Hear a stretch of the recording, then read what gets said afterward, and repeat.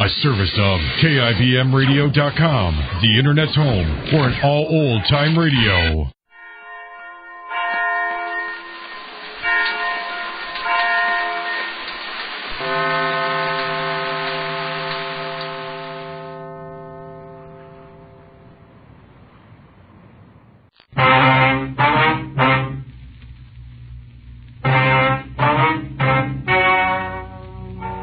Ladies and gentlemen, the story you are about to hear is true. The names have been changed to protect the innocent. Dragnet.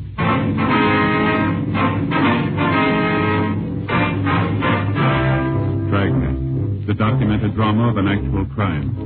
For the next 30 minutes, in cooperation with the Los Angeles Police Department, you will travel step by step on the side of the law through an actual case transcribed from official police files. From beginning to end, from crime to punishment, Dragnet is the story of your police force in action. It was Monday, July 6th. It was sunny in Los Angeles. We were working the day watch out of burglary detail. My partner is Frank Smith. The boss is Captain Bernard. My name's Friday. We were on our way out from the office, and it was 8:23 a.m. when we got to the corner of Walton Avenue and Adams Boulevard. A used car lot office. I'm sorry, gentlemen, but you can't come in here. We're police officers. Oh, well, Frank Smith? That's right. My partner, Sergeant Friday. How do you do? My name's Binion, John Binion. How are you? I thought the door was locked. Didn't want anyone to come in until you fellas got here. Are you the owner? Yeah. Did you put in the call? That's right. When I found out I'd been robbed. You want to tell us what happened? I sure do. Only one trouble. What's that, sir? Not much I can tell you. Opened the door this morning, same as usual. Came in, hung up my hat, and sat down at the desk. Yeah. Wouldn't have noticed anything was wrong, but I promised my wife I'd type her jingle first thing when I got here. What's that? A jingle. Wife works all the contests and papers, magazines, you know. Oh, yeah. She writes them in longhand, then I have to type them. That takes up my time, but it makes her happy and keeps peace in the family. Yeah, you want to go on? I sat down at the desk. Opened the door on this side. See? Yeah. Reached in to pull the typewriter up into position. No typewriter. It was gone, huh? Yeah. Knew something was wrong. I'd used it yesterday just before I locked up the place. I see. I looked around to see if anything else was missing. The adding machine and my desk fountain pen are gone, too. Now, how about the outside? Are there any cars missing? Yeah. One.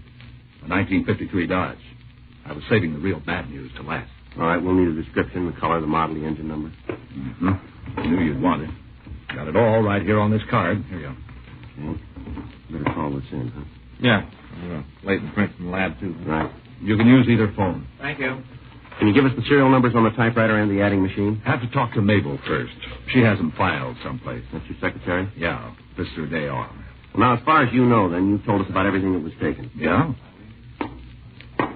Were these windows locked when you came in? Yeah. Never open them. Don't have to. Place is air-conditioned. Uh-huh.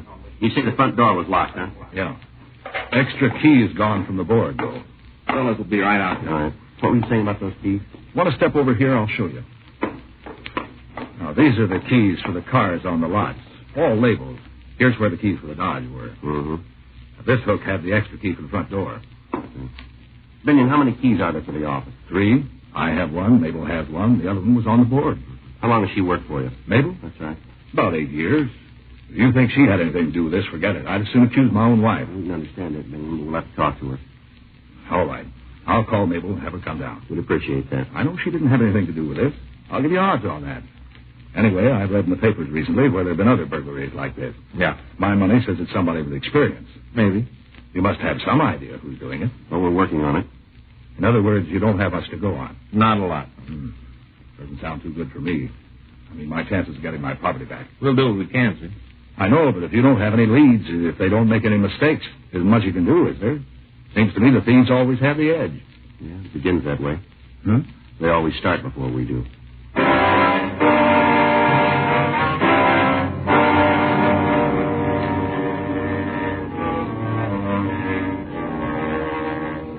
Crews from the crime lab and Leighton Prince went over to the office. John Binion's secretary came in, but after questioning her, we decided she had nothing to do with the crime. She went through her desk and told us that a check made out to her employer was missing.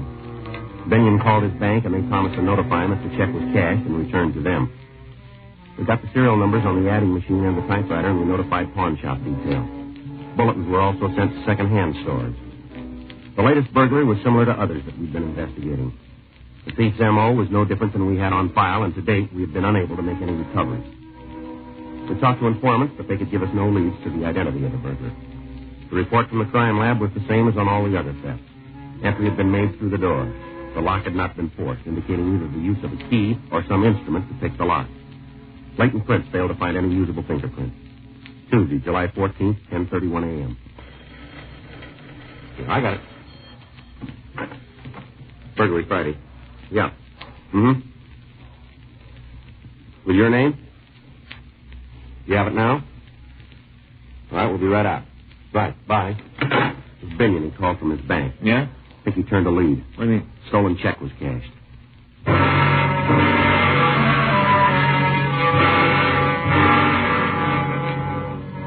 When we got to John Binion's office, he showed us the check. We compared the endorsement with his signature, and it proved to be a good forgery. The check had been cashed by a Sylvia Carnes. Frank and I drove to the address. It was a small bookstore at the corner of Citrus Avenue and Hollywood Boulevard. Miss Carnes was shown the check, and we asked if she remembered who'd given it to her. Let me think now. John Binion. Not too good on people's names. Let me check the sales slips for that day. I should have a record of what he bought. Excuse me. Yes, ma'am. I forget names, but when I look at the books they buy, most of the time I can remember the person. Mm-hmm. Yeah, here they are. You always write the name on cash sales? Yes, it's a good way to build a mailing list. Mm-hmm. Here it is. John Binion on the 8th. Let's see. Mm-hmm. Now, can you remember anything about the man? I might. May I have the slip, Mr. Friday? Here you are. From Blackboard to Back Bay. Oh, yes. This is by a country school teacher. Gave up the little red schoolhouse to become a private tutor. Tells about some of his problems and how he dealt with them. It's quite amusing. Yes, ma'am. But does it remind you of anything about the man? No. Well, let's see what else he bought. Locks down through the ages. I never read that one. I guess it's about locks. Mm-hmm. Mm-hmm. Well, I'm beginning to remember. Yes, ma'am? He said locks were a hobby with him. Does that mean anything to you? Yes, Mike, but can you tell us anything about the man's looks? Well, let's see. I guess he was about your size. Me, ma'am? No, he wasn't quite as... Well, he looked more like Mr. Friday. Yeah. How about his coloring? Had dark hair. Straight. Mm-hmm. Did he have any marks on his face that we might use to identify him? Not that I recall. Could you tell us anything about how he was dressed? I'm afraid not. Other book was The Window Without Curtains. Mm-hmm. Now, that reminds me of something. What's that? His voice Yeah. seemed almost too precise, too perfect. Did you notice any accent? No? Was there anything else you can tell us about his looks? No. What kind of identification did he show you? A driver's license. And it was made out to John Binion? That's right. I copied the names, the sales slip from it. That's the only identification he showed you? Yes, I didn't ask for any more. He seemed to know a lot of the business people in this neighborhood. Yeah. Mentioned them by name, said he lived near here before he got married. I see. No, I've been in business for 6 years. This is my first loss on the check. That right. I've always been so careful. This man, though, he seems so honest, so polite. Mm-hmm. Sure rough on me. I had to suffer the loss. Check was for $30. He only bought $10 worth of books. I gave him $20 of my own money. It's a real loss, I can tell you. Well, yes, ma'am. There's one thing in your favor. What's that? He's going to feel it more than you will.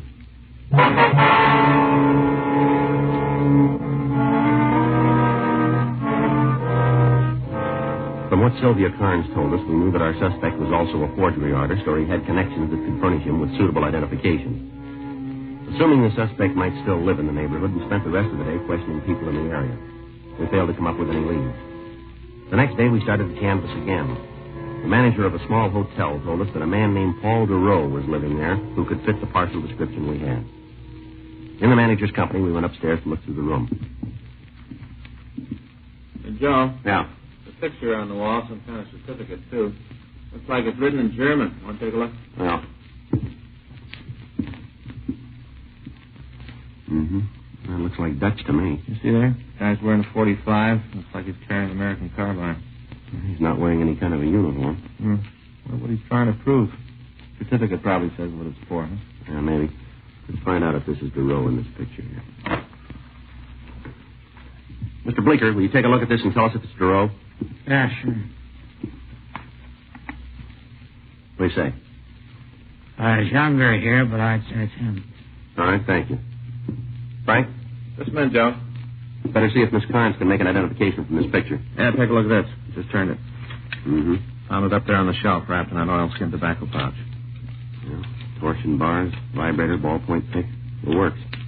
Looks like good steel, too, doesn't it? Well, guess we got the right room. Unless they all come with burglar kits.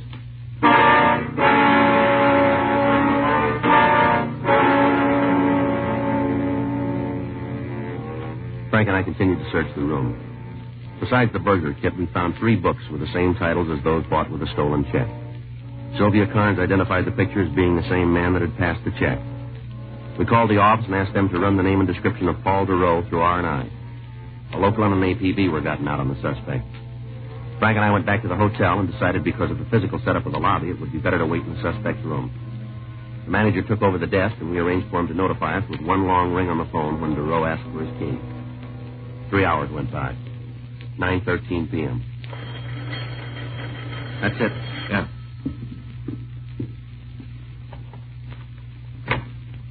All right, hold it right there. Oh. Get the light, Frank. Yeah. Who are you? Police officers, what are you doing here? You're police, eh? That's right. Who are you? Paul sent me up here. Paul DeRoe? That's right. Where's he now? Why do you want to know? Come on, lady. Where is he? Waiting for me. Where? Outside in the car. Is he still waiting? I don't know. What do you mean? When he left me off at the door, there wasn't any place to park. All right, go ahead. He was going to drive around the block and pick me up. What kind of a car is he driving? Well, I'm not sure. You rode in it, didn't you? Yes. Well, don't you know what kind it is? I didn't pay any attention. Well, what do you mean? Well, he drives so many different kinds.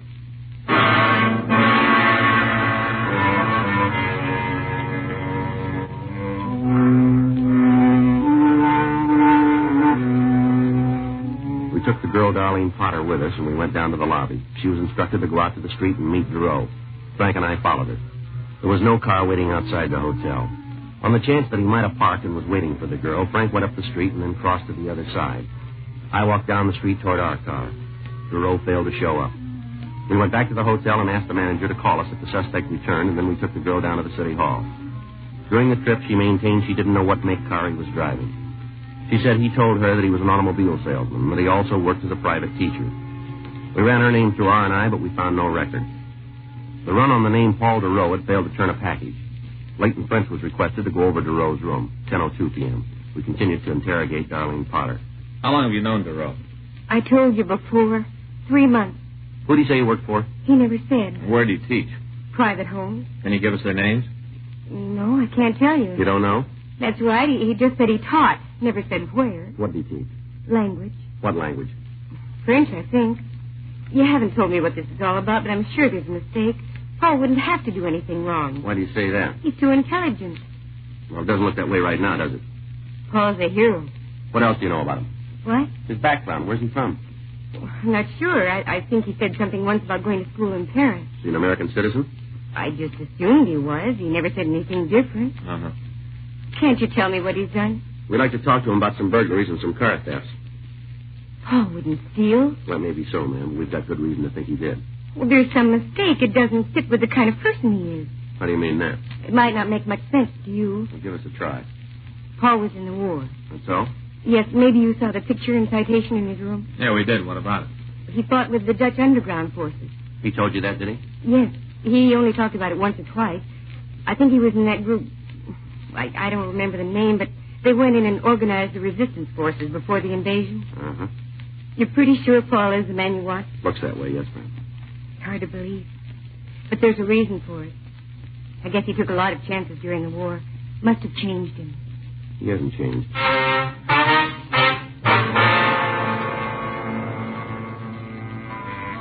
Further interrogation of Darlene Potter convinced us that she knew the suspect only as a friend.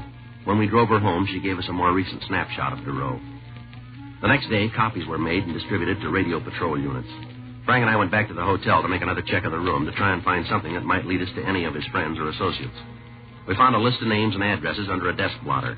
The first 4 people that we talked to all told us the same thing. They said that the man known as Paul DeRoe was a private tutor for their children. The only address that any of them had for him was the hotel. At 2 of the homes, we were told he came to teach on Wednesdays. One party said he came on Saturdays, and the other one said he came on Tuesdays. 4:03 p.m. We identified ourselves and were admitted to a home on Chatham Drive by a Mrs. Grace Findlay. won't you gentlemen be seated? Thank you very much. Well, what was it you wanted to see me about? Well, Miss Findlay, I'd like you to look at this picture and tell us if you recognize this man. There you are. Certainly.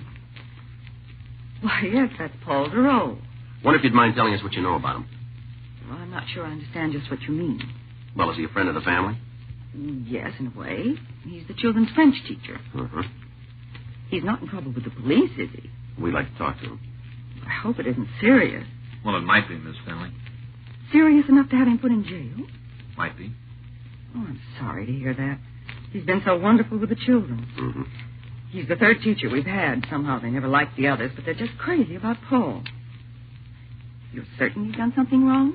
We'd like to find him and get his side of the story. Now, do you have a home address for him? Yes. Does he know you're looking for him? We wouldn't know that, ma'am. It's strange. How's that? Well, I was thinking if you're looking for him and he knows it, it's odd he'd call here today. You talked to him today? Yeah. Thursdays he gives the children their instructions. Yes, ma'am. He said he'd be here at 5 o'clock.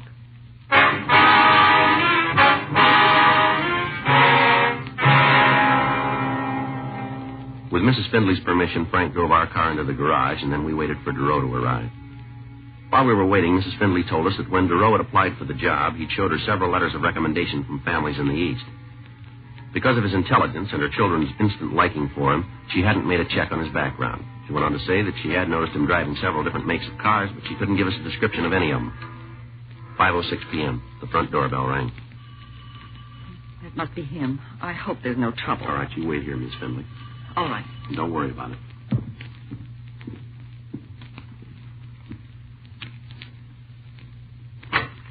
Now, hold it right there, Giroux, police officers. This is hardly the reception expected. All right, move over. Put both hands up against the door. Come on, move. We use the same method. Frank? Yeah, he's clean, Joe. I could have told you, gentlemen, that I'm not in the habit of coming to a client's home carrying a gun. All right, turn around and get your hands behind your back. Couldn't we dispense with the handcuffs? This is rather embarrassing. Well, you'll get used to it. I was thinking about the children. I don't want them to see me like this. You should have thought about that sooner. Better get the car, huh? Right. I imagine this is about the check I cashed. A few other things. I worked with the Americans during the war. That so? I learned a good many things about them. Very resourceful, brilliant, and eager to help the less fortunate. You forgot one thing, didn't What's you? that? They don't like to be robbed.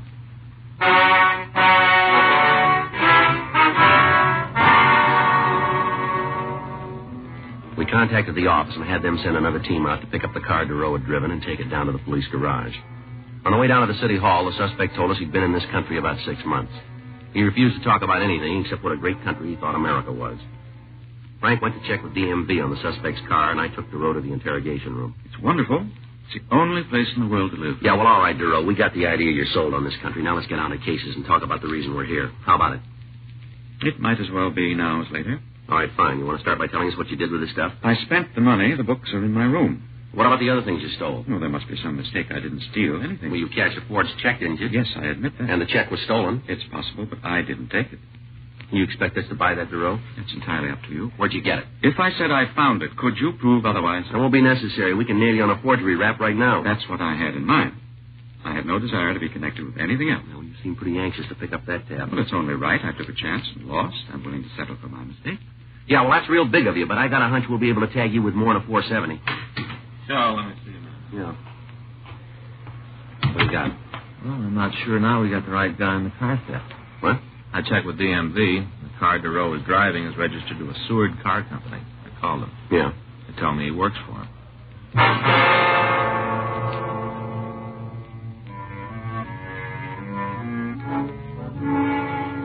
We continued to question Giroux, but he refused to admit any knowledge of the burglaries and the car thefts. He was booked on suspicion of 470 PC and taken to the main jail. The next morning, the owner of the bookstore identified the suspect in a show-up. We questioned him again, but he failed to admit anything but the check forgery. 9:23 a.m. Frank and I returned to the office. You gotta hand it to the guy. He's cool. Yeah, but he's too ready to buy in on that 470. Yeah, I'll check the book. All right. Here's a number for you to call, Joe. Is there any name on it? Yeah, a fellow named Eiler. Give any reason for the call? Nope.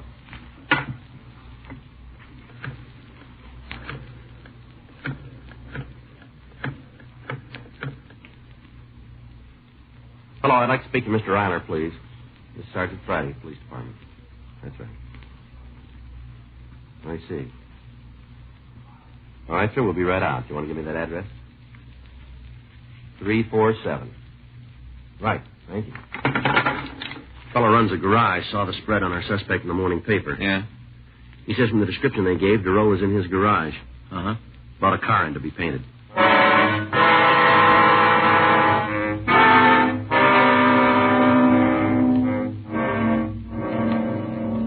Frank and I drove out to the garage, and when we showed Durow's picture to Frank Eilers, he identified him as the man who'd brought in a Nash sedan to be repainted.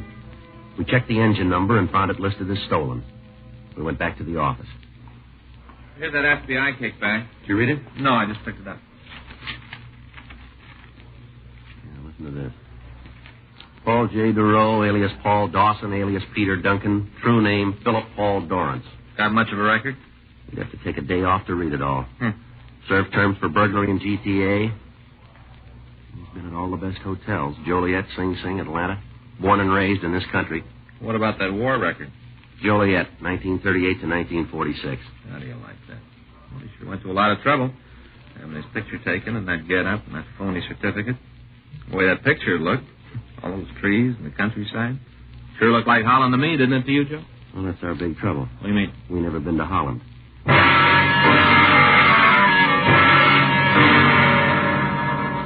We went back to the main jail and had the suspect brought to the interview room.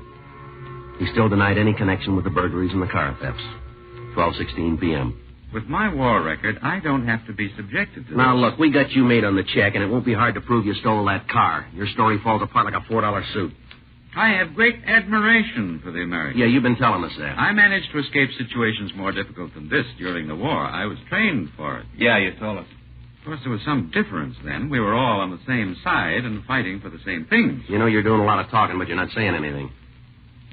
I'll tell you what you want to know. You do that. Yes, Well, all right, go ahead. I will. But first, I'd like to tell you about the shoes.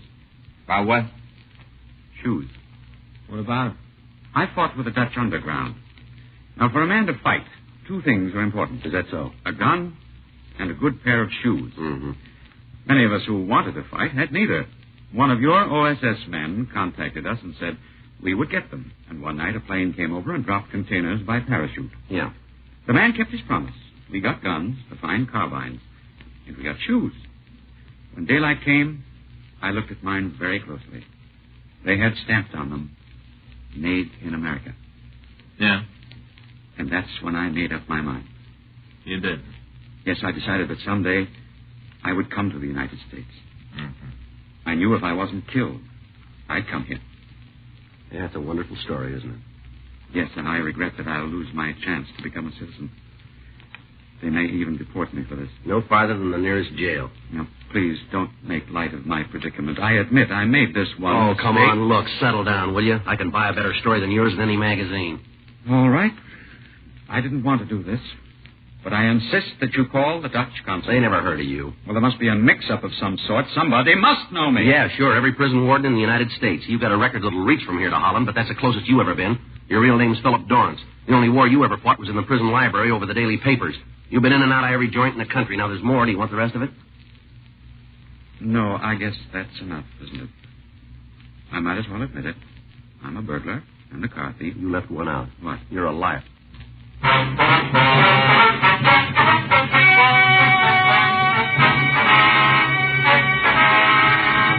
Paul Michael Durow was tried and convicted of burglary in the second degree, 3 counts. Grand theft auto, 3 counts, and forgery, 1 count. He received sentence as prescribed by law. Burglary in the second degree is punishable by imprisonment in the state penitentiary for a period of not less than 1 or more than 15 years. Grand theft auto is punishable by imprisonment for not more than 10 years. Forgery is punishable by imprisonment in the state penitentiary for a period of not less than 1 or more than 14 years. Dragnet. The story of your police force in action is a presentation of the United States Armed Forces Radio Service.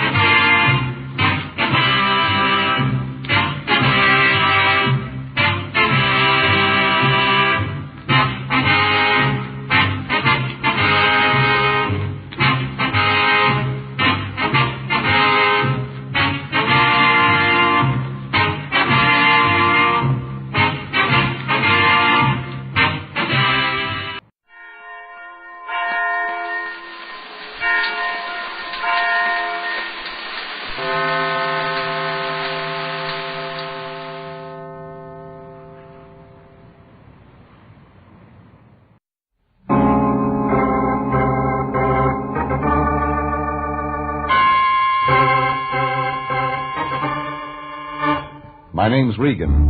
I work for Anthony J. Lyon, Detective Bureau.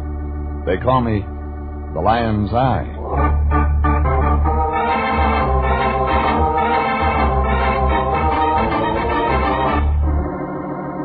Sunday at 8:30, and CBS brings you Jeff Regan, Investigator, starring Frank Graham as Regan with Frank Nelson as Anthony J. Lyon. So stand by for mystery and suspense and adventure in tonight's transcribed story, They've Got More Than Coffee in Brazil.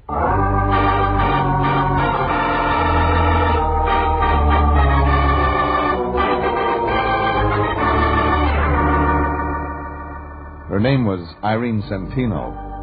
The lady from Brazil, the Lion called her. He figured it for an easy trace job, something for missing persons. Only when we do them, the Lion gets paid. Well, the program said it was simple, except before we wound it up, there were a couple of added attractions. A doctor who didn't do any doctoring, a nurse with a built-in temperature, and a couple of blackouts that were meant to be permanent. And guess what? In that last part, I was supposed to be the star.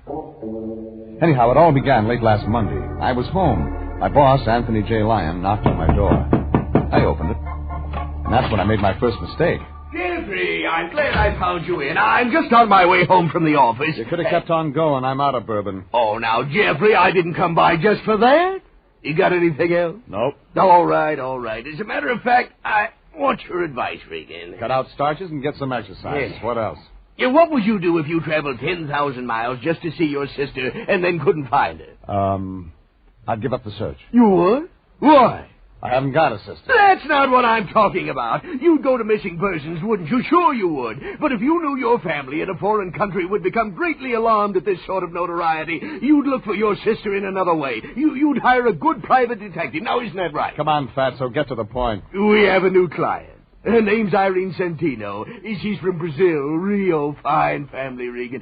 Coffee. She's engaged the Lion Detective Bureau to locate her younger sister, Carmen. I'm no St. Bernard. You'll do till I can feed one. Oh, I know you've been working hard lately, but, Jeffrey, this is one of those occasions when I'm proud to be a part of our profession. We have an opportunity to help a young lady in desperate straits and, at the same time, secure goodwill from South America. Ever hear of the State Department? Of course I have. But they can't do it all alone.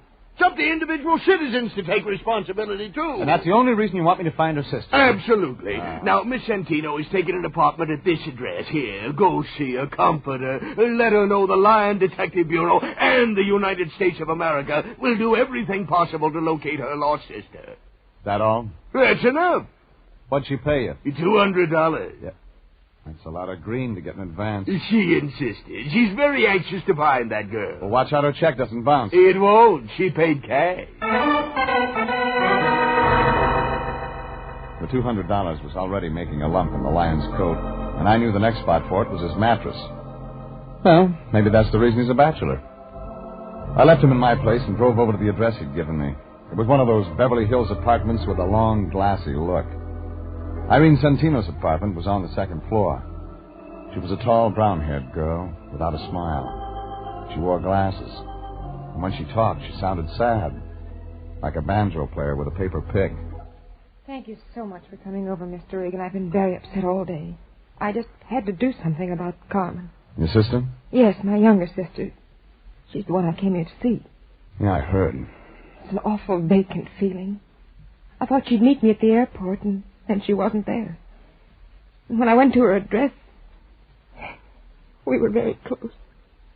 She's from Rio, too? Yes, of course. How's her English? Well, the same as mine. We were both educated in the United States. Where? Back east. Vassar. You older than Carmen? Yes, 2 years. She's 25 now. Carmen left home a year ago, you see. She's always been very independent, and I'm afraid something might have happened to her. Like what? Well, I don't know. Young girl, pretty, I don't know. And as I say, she's so independent. I received this letter from her a few days ago. It was the first word since she left home. It came this way? Well, yes. No envelope? Oh, well, I threw that away. She wrote her address there at the end, and I didn't see any need for keeping the envelope. And, she wasn't at this address? That's what frightens me. There isn't any such address. Yeah. What does your sister Carmen look like? Why, I gave her a snapshot to Mr. Lyon. Didn't he give it to you? He forgets things. Oh, no matter. I have another. Of course, it's old and not very good. I think it's right here in this suitcase. Your card and things went all over, but I haven't had time to do anything. Oh, here it is. Right here. Ah, she's blonde, huh? Well, a little lighter than mine. We're the same height, too. We used to wear each other's clothes. Oh, Mr. Regan, you will be able to find her, won't you? I don't think you want me to. Mr. Regan, are you trying to be funny? You hand me a snapshot so old it could be anybody and a letter that says nothing, and you want me to turn up a blonde. I thought those would be leads. She mentions the name of a doctor. I thought you Is he the man? The man? She left home a year ago. She wasn't following the crops. I don't know what you're talking about. There was a man in it. If I'm going to do any good, I've got to have it all, lady. All right, there was a man. Yeah. His name was Frank Martin. I met him once in Mexico City. She thought she was in love with him. But he has nothing to do with it, Mr. Regan. I'm sure he has nothing to do with it. How do you know? Because I looked him up. He lives out on Laurel Avenue. You talked to him? No, but I asked questions around. I'm completely satisfied he knows nothing about it. Look, if you'd see this doctor my sister mentioned... You want me to find your sister? Yes. But you don't want me to see this Frank Martin. I didn't say that. You didn't have to, lady. Okay. You'll get a report when I got something. Oh, there's one more thing. What's that? How long did you stop off on the way to shop in New York? What makes you think I'd do that? Labels. When you leave your clothes strewn around, labels show. There's no Saks Fifth Avenue in Rio.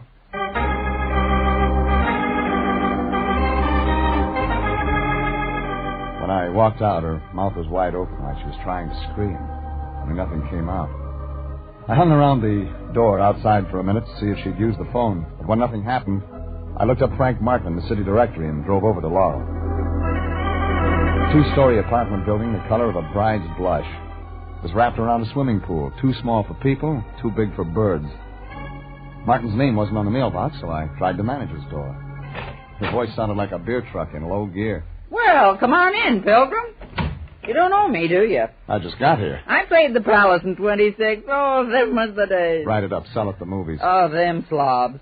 Central Casting ain't called me in 4 years. You got a card? AFRA, SAG, and the Musicians Union. I play the French horn. And none of them call me. Now, I figure it's television. No union yet, but... by the way, what are you doing here, buddy? Looking for a man named Frank Martin. Now, look, I like Frank.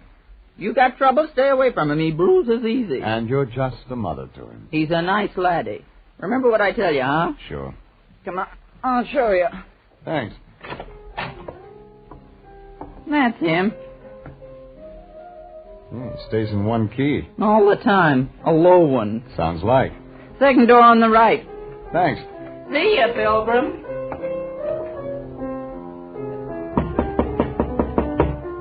Come on in. It's unlocked. Your name Frank Martin? Yep. Who wants to know? My name's Regan. I'm a private investigator with Lyon Detective Bureau. Wrong steer, Gumshoe. I don't need one. I'm not looking for work. I'm looking for you. What'd you say it was, Regan? Yeah. R-E-G-A-N? Regan? Regan. Just wrote that one. Cute, huh? I'm, looking for a friend of yours. A second ago you were looking for me. Now you're looking for a friend of mine. Frank Martin never had a friend. Who are we talking about? Carmen Centino. Oh. How is Carmen these days? I don't know. But you said you were a detective. I did. You sound like an amateur. You sound like a guy with a chip on his shoulder. I sound like a lot of things. You trying to get tough, baby? The figure's why your name isn't on the mailbox. Yeah? Nobody'd ever write you. I'll, skip that, Regan. Who hired you to do what? Her sister's in town. She's looking for Carmen. Didn't know Carmen had a sister. What else? You're the boyfriend. Where is she? Yeah, the boyfriend. That's real good. Let me tell you what Carmen's like, Regan. Eyes just right. Hair just right. Everything just right. Everything just right. Wait till you see her in a bathing suit. That's something, brother. She, isn't wearing one in this picture. Bad picture, Regan. You got no idea how bad. Hardly looks like her, like she is. Ever met him like that? Sometimes. About a year ago, I was sitting right here and the phone rings. It's Carmen. You know, we talked about Football. marriage. We were going to be married, Regan, only she decided all of a sudden she didn't want it. Just like that. It was her idea. I haven't seen her since. Did you try? Once. She moved. No forwarding address, that's all. Makes a good story. But you don't believe it. Now, let me tell you the reason we broke up. It's a dilly. My hearing's good. Well, you heard about the happy couple, but the guy keeps getting loaded, can't lay off. This is different. Big switch. Carmen. Yeah. Yeah, Carmen. That's why she was seeing a doctor? Carmen seeing a doc? Look, why don't you get out of here? Why? Because we don't like each other. There's such a thing something might have happened to Carmen. She's scared. Some of us are scared part of the time, and then somebody makes a lot of noise looking for somebody, then everybody gets scared. You scared, Regan? Yeah. Oh? About what? Carmen Santino. I might be looking too late.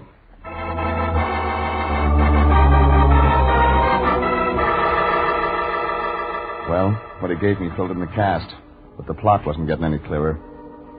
So I looked up the doctor Carmen had mentioned in her letter. His name was Kingston, and the only address was a place out in Encino. It was a ranch house built all over the top of the hill like whipped cream. Figured he was getting over ceiling for his pills. I parked my car by the gate and followed the flagstones up to the front door. When I pressed a button, I heard something that sounded like chamber music. A blonde girl wearing a red dress that must have been riveted for her opened the door about the middle of the second chorus. Well, I like blue serge. It has an effect on me. It's the only thing in the closet. You fill it out nice, but you don't look sick. I want to see the doctor anyway. Come in and we'll talk about it. My, you are tall, Mr. Regan. Regan. Who are you?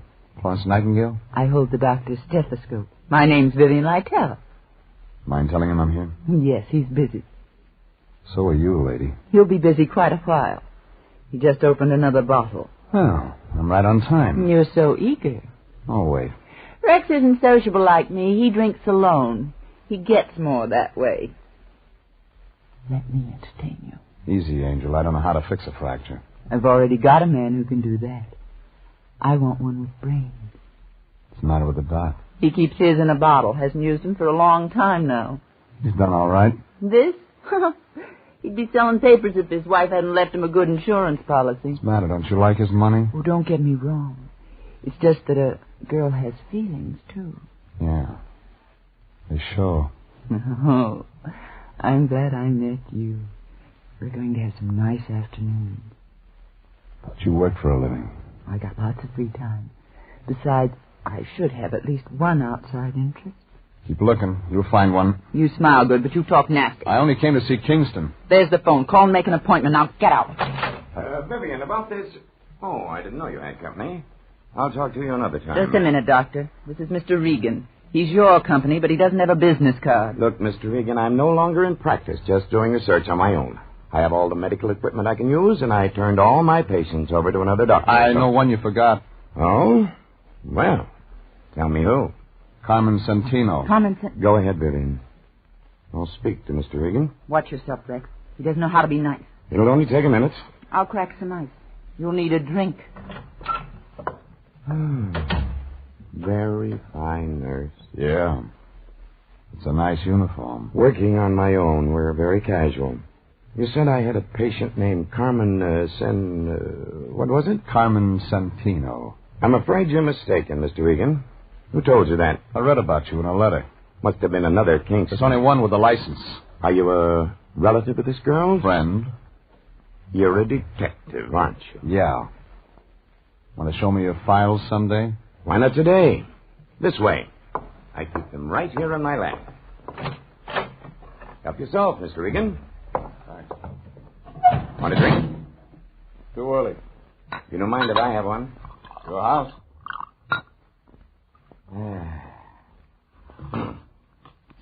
Find anything? Not under Santino. Could have used another name. That's possible. When was I supposed to have treated her? Oh, about a year ago, according to this letter. Yeah. Here's a picture. No. I've never treated anyone who looks like that. Sure? Positive. What was her illness? Might have had something to do with that stuff you're drinking. They die from it sometimes. I see. You can't see it from this window, but just over the hill, my wife's buried. I had special permission from the county to bury her on my property. She was a great comfort to me when she was alive. I haven't been the same since she passed away, and, well, that's why I'm no longer in practice. I didn't ask for that. But you did, with your eyes. You're a strange man. Do you enjoy making a living this way, prying into other people's lives, searching for what's best left alone? Is he still here, Rex? Yes, Vivian, but he's just leaving. You can find your way. Yeah. Goodbye, Blue Surge. You were a real disappointment. Don't give up. I'll be back. Don't bother, Regan. The doctor will be out. The whole thing looked phony, like a fan dancer in long underwear. But when I left the two of them, I was beginning to get an idea, just beginning. I walked over the side of the hill to look at the grave. It was there, all right, like he said. Irene Kingston, 1922, 1948. Maybe that explained it. Maybe it didn't. I was remembering those New York labels I'd seen on Irene Santino's clothes when I left there and looked up a friend of mine in the CAA. He checked into it and told me nobody named Santino had come in from Rio on any flight last week. And the immigration people didn't have a passport or visa record on her either. I was home thinking about all this when my phone began ringing. It was Irene Santino. She did all the talking. I tried to get you at your office, Mr. Regan, but no one answered. I had to speak to you. What about? I found Carmen. Yeah? Rather, Carmen found me. I feel sort of foolish now, calling you people in and all that. Well, she came right to my apartment. Can you imagine? She's been looking for me. What about her address? Oh, that was another silly thing. Only it was a mistake. She's not very good at details. Please thank Mr. Lyon for his kindness. And, Mr. Regan. Yeah? It's all confidential. I wouldn't want any of this to get to the wrong people. You know some of the wrong kind? Doesn't everyone? Well, goodbye.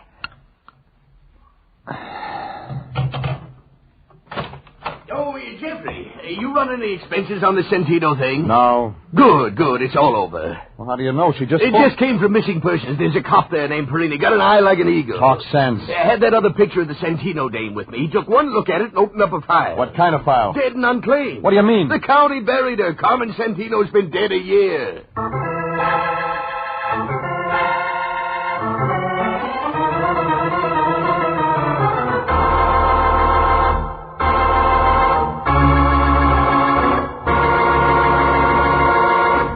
This is CBS, and you are listening to They've Got More Than Coffee in Brazil, tonight's adventure with Jeff Regan, Investigator.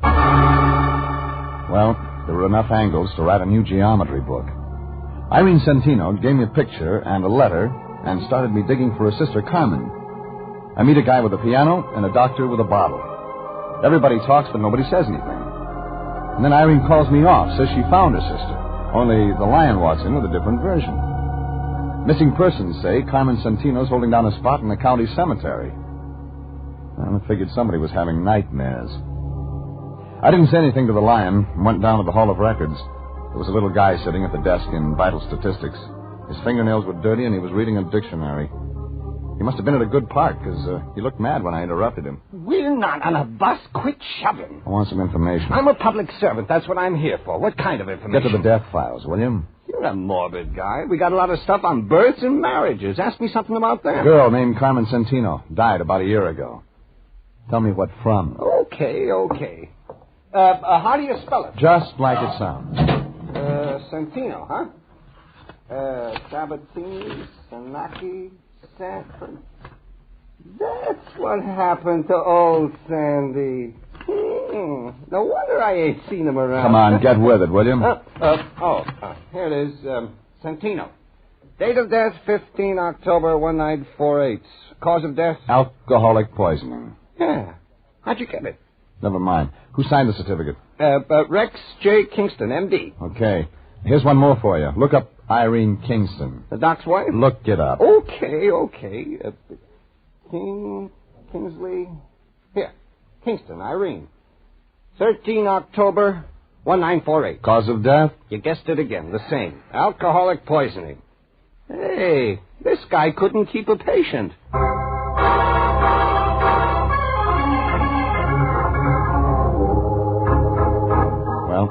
filled it in.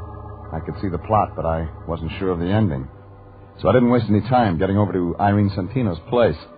But I wasn't fast enough. The door was halfway open when I got there. All the company had left, but Irene was still around. She was sitting there looking at the phone. Like it was all she had to think about. Mr. Regan. What's so funny? Everything.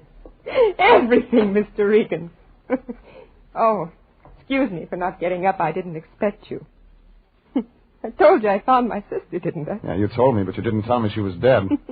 I didn't even tell you that I haven't got a sister. Did I? Did I? Come on, lady, give it to me. What are you talking about? Look, this little red spot on my arm. Doesn't look like much, does it? But just wait, Mr. Regan. You just wait. You just wait. Wait.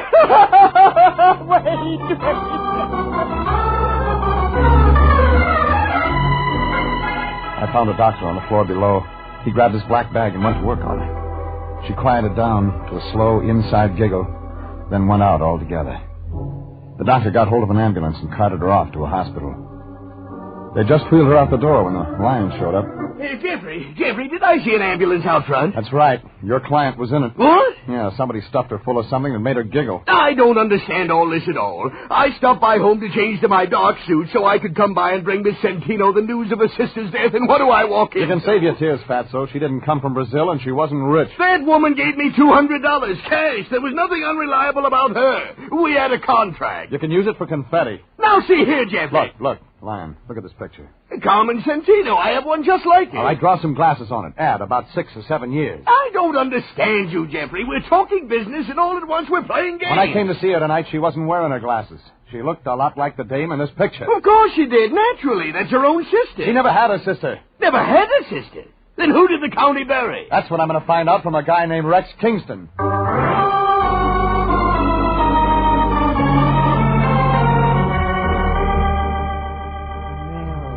I had a feeling you'd be back. I built a fire. I forgot the marshmallows. Come on in.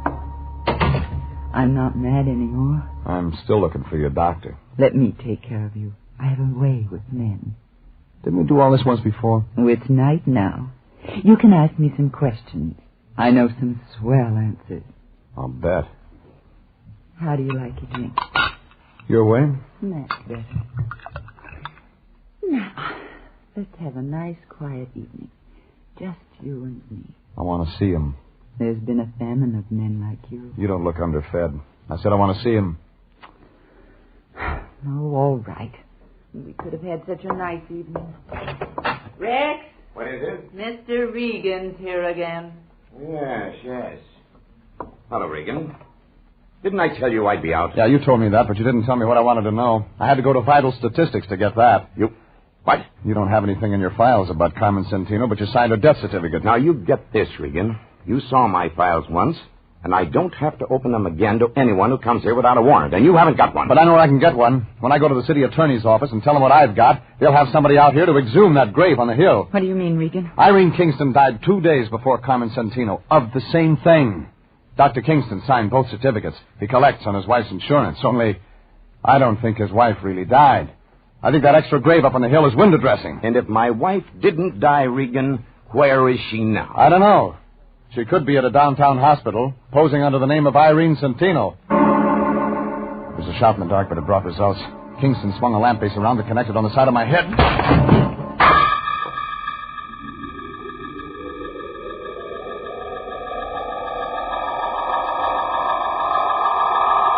I came to, I was in a white room, back of the house. Tried to move my head, but it felt like a grand piano. Nothing else worked either, so I just lay there. Pretty soon somebody began putting something damp on my face, and I began to see better. Vivian was standing there with Kingston. He looked sick, like an ostrich with a sore throat. He had a needle in his hand. I can't. You can do it all right, Rex. Go ahead. That's the same treatment you tried to give Irene? You should have stayed out, Regan. I wanted one more look at you, baby. I hate to see the nice ones go, but it'll be all over in a minute. All right, Rex. Give me a drink, Vivian. Gotta have a drink. It won't help. I found Irene in time. She's gonna live. She's She's going to talk. Go ahead, Rex. Give it to him. Then we'll clear out. But Irene's still alive. I didn't kill her. I didn't kill her. You'll do better this time. I can't. Go ahead. No, I won't. I said go ahead or I'll shoot you, Rex. I'll shoot you if you don't. No, you don't. It's all over, Vivian. It's all over. Vivian had the gun, but Kingston was too much for her. All of a sudden, it began going off. Vivian started to look pale. And then she went down. Slow. Easy. Oh, you... Oh. She deserved it. That what you're going to tell the state? Regan, is Irene really going to live? That's what the doctor says. Good, Regan. No, don't try to move. I gave you a shot of preparatory solution. You won't be able to move for another hour. I suppose I ought to run. You won't get far. I know. But listen to me. Irene, she's my wife. She's innocent of all this. When you tell the police the real story... I haven't got it all. You had enough? It started with Carmen Santino. She stumbled in one night. She was very ill. She dropped dead before I could do anything for her. Alcohol? Yes. But before she died, she kept talking about a man named Martin. Lives over on Laurel. Yes, I was going to get in touch with him. But I had a better idea. She looked a great deal like my wife, Irene. It was quite remarkable. The insurance. Yes. Irene didn't want to do it, but she loved me, so she finally disappeared. I used one body for 2 death certificates and buried an empty box up on the hill. I was supposed to join Irene later.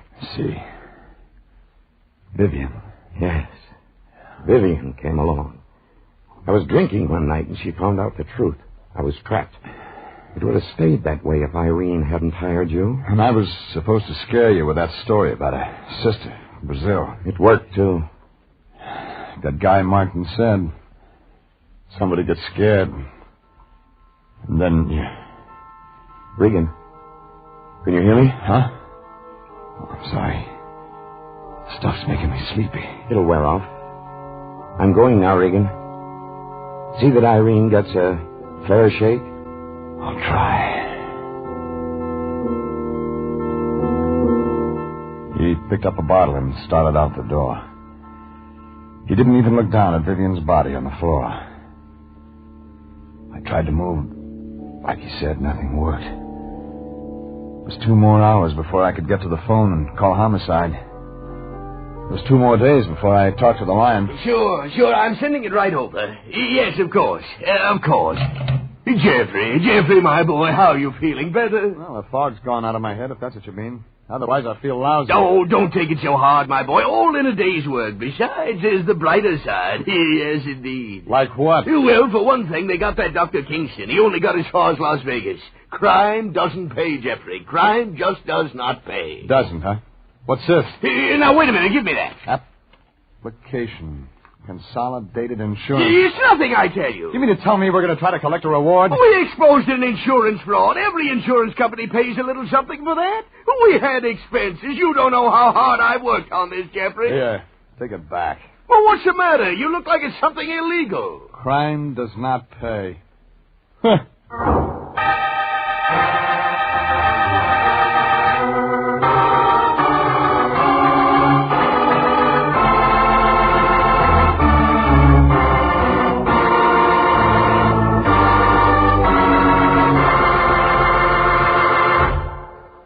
Jeff Regan, Investigator, is directed and transcribed by Sterling Tracy and stars Frank Graham as Regan, with Frank Nelson as Anthony J. Lyon. Tonight's script was by E. Jack Newman. Original music is by Dick Arant. Bob Stevenson speaking. This is CBS, the Columbia Broadcasting System.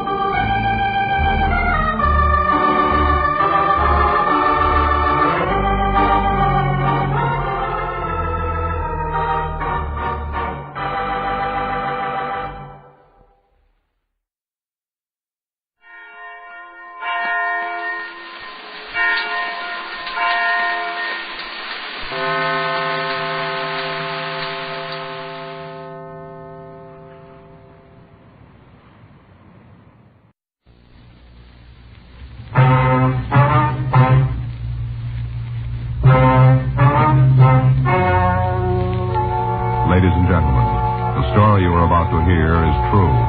The names have been changed to protect the innocent. Dragnet.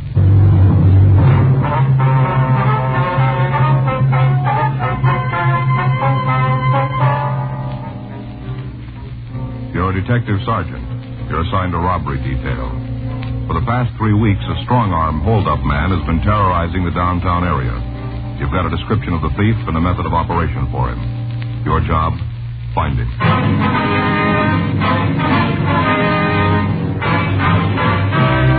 Dragnet, the documented drama of an actual crime. For the next 30 minutes, in cooperation with the Los Angeles Police Department, you will travel step by step on the side of the law through an actual case transcribed from official police files. From beginning to end, from crime to punishment, Dragnet is the story of your police force in action.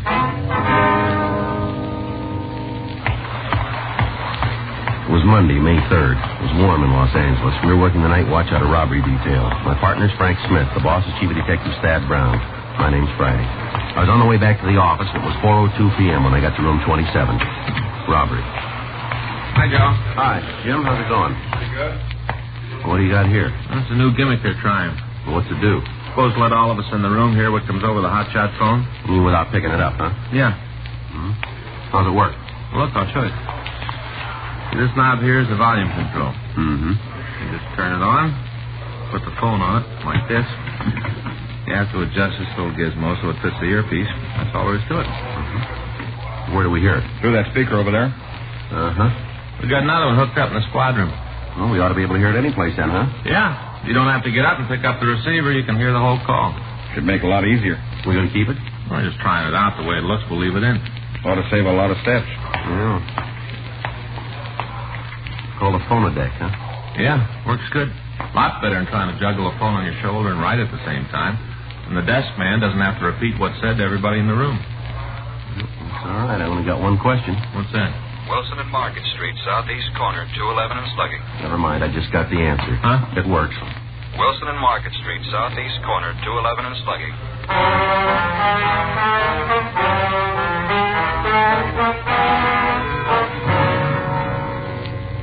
Frank, Jim Austin, and I left the city hall. There was no way of telling from the hotshot call if the suspect was the one we were looking for or not, but either way, we had to check it out. It took us 3 minutes to get to the scene. An ambulance was in the area, and they'd answered the call. The attendant was giving the victim first aid. She was a woman in her late 50s or early 60s. Please. Oh, do something. I can't stand much more. Please do something. All right, if we talk to her? Yeah, make it brief. We got to move her in as soon as we can. All right. Lady, I'm a police officer. I've got to talk to you. Oh, go away. I can't talk to anybody. Can't you give me something? Please, it hurts so. Oh, we'll take care of her. We'll just try to relax. You got a name on her? Cards there, Myra McFadden. Miss McFadden, can you tell us who did it? No reason. I'd given him money. He didn't have to kick me. Was it one man? When she asked for it, I'd given it to him. Did you see who it was?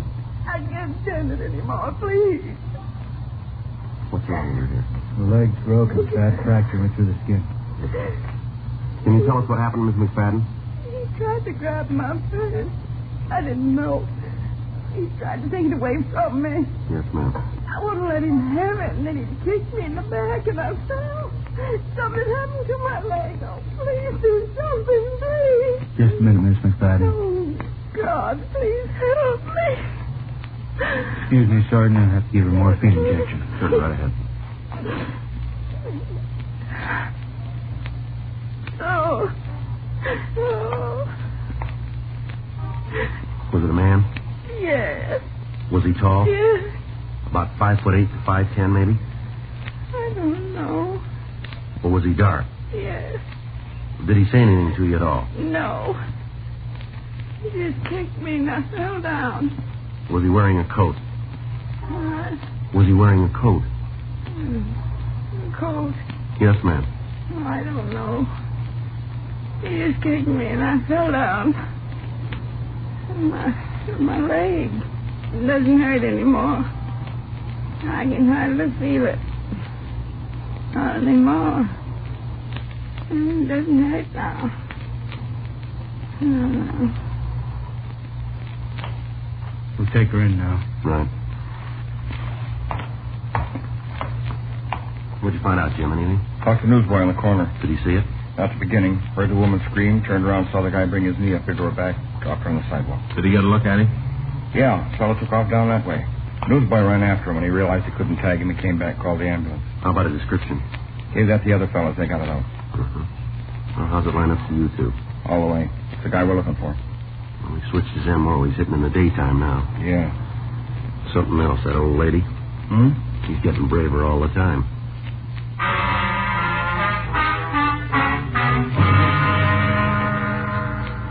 We talked to the witness, and what he told us about the suspect, it was the same person we were after. There was only one change in his method of operation. Instead of waiting for darkness, he was now hitting in the daylight hours. During the time we'd spent on the case, the staff's office had made several runs trying to give us some kind of a lead. Everything about the suspect had been checked and rechecked. Special show-ups were arranged, and possible suspects were shown to the victims. In spite of all our efforts, the suspect continued to run free. Wednesday, May 5th, Frank and I stopped for dinner across the street from the city hall. The big thing now. What's that? Mambo. Mambo. Dance step. Faye's been trying to get me to learn. She sees it on TV all the time. Faye says a man looks sophisticated when he does it. That's what she says, huh? Yeah. You think it would? Would what? Make me look sophisticated. Well, you want me to be honest? Sure, Joe. I don't think anything could do that for you. Oh, I'm glad to hear it, old buddy. I'll tell Faye. Keep her off my back about taking them lessons. Hi, Joe. Oh, hi, Dick. How's it going? Oh, pretty good. Donahoe said you was over here. It's my partner, Frank Smith. This Dick Blake writes for the L.A. Examiner. Hi. Haven't seen you for a while, Frank. Oh, yeah. Hi, Dick. Want a cup of coffee? No, thanks. I just had dinner. You looking for something special, Dick? I'd like to get a story on the strong-arm man you fellas are after. Anything you can give me? No, you got about all of it. What about the McFadden woman? She gonna be all right? Well, I haven't heard anything. I called the county hospital this afternoon. Yeah? Said her leg's been set. Gonna take some time to heal.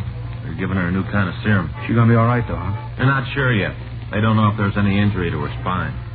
Sure, a rough one. Well, that's the way this guy does business. We've been getting calls for the last 10 days, letters to the editors, everything. You can get in line, Dick. It's been coming at us from all sides. What do you got on them? Well, we ought to put out a mimeographed answer to that. We can take a lot of paper. Is there anything I can have? It's no secret. Most of the victims have told us the same story. Guy comes up to him and starts a conversation. About a ride someplace, cup of coffee, anything slow the victim down from me. First chance he gets, he slams the victim into a wall and asks for the money. Now, before the McFadden woman, he worked at night, didn't he? Yeah. What about his choice of victims? A possible tie-in there? Not that we can find. Anybody on the street is right. You got a description on him? Yeah, white male American, around 30, dark hair, dark eyes, 165 pounds, 5'8", 5'10". That's a couple of thousand people. Yeah. Now, what about the area he's working? Is there anything there? Well, seems to make most of his pickups down around the plaza. And what about the victims themselves? What do you mean? Well, they usually look like they're carrying money, or No, not all the time. Last week he beat up a serviceman in civilian clothes. He took $44 from him. Kid didn't look like he had a dime in his pocket. Yeah. Nothing about this guy fits a pattern, Dick. There's only one thing we can drop in a pocket. He's mean. The way it works, the kick he gets out of beating up a person, it's got to mean more than just money to him. Yeah. Well, one more thing. How close are you? Outside a country mile. Yeah. Half the division's been on his tail. This keeps up, and Metro's going to ask for an increase in budget to hire more men. We got the area covered like rain, and he don't get wet. Well, I got to get back to the office. Write something. Try to take it easy on us, will you? Look, we're on your side. Now, thanks for the help. Okay, see you around, huh? Right. So long, Frank. Take it cool, huh? Yeah. Anything comes up, let me know, huh? We get something, you'll hear about it. Sure like to get a break on the story. Well, we're both even there. Huh? So would we.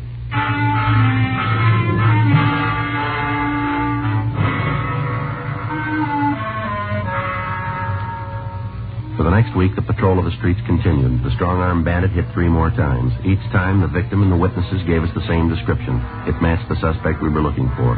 Thursday, May 13th, 7:52 p.m. We got back to the squad room. Anything come in? Yeah. Kick back on Whitey. How's it look? No good. What do you mean? Well, according to Brereton, he's been in jail for the last 2 months. Yeah? He's waiting for trial in Stockton. What does it say what he fell for? Armed robbery. Graduated, huh? Yeah, looks like it. I get it. Robbery Friday. Hello. Yeah, well, could you speak up? I can't hear you. Yeah, that's better. How's that? Well, what was that name again? Yeah, well, now give me your name. No, we can't do much with that. What do you got? Fellow says the name of the strong-arm bandit's Benny Jessup. Well, what about the person who called? Hung up. Anonymous, huh? Yeah. What do you think? That was one way to find out. Yeah? Ask Benny Jessup.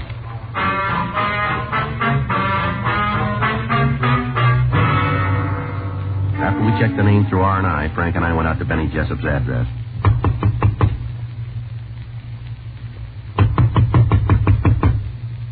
Yeah? Benny Jessup? Hell, what do you want? You Benny Jessup? Yeah. Police officers want to talk to you. You looking for something special? A couple of questions we want to ask you. Sure, I got no beef with the cops. Appreciate it if you keep it short. I got big trouble. Hope this seltzer might help. Yeah, must have got a hold of some bad food. Really? Excuse me. Yeah. What's it all about? You ever been arrested, Jessup? Yeah, look, it'd be a lot easier and faster if I started off telling you I've been in the route, huh? You guys checked the record before you came up here. You know I fell once for burglary. You know I'm free now. Don't owe nobody nothing. Let's go from there. All right, you got a job? Yeah. What do you do? I'm a candy butcher. What's that? I sell candy. Where? One of the theaters downtown. When do you work? Nights. Name them. Monday through Saturday. What hours? Check in at 4, work till 11, 11:30. How come you're not there tonight? I told you, I'm sick. How long you had the job? Oh, a couple of years.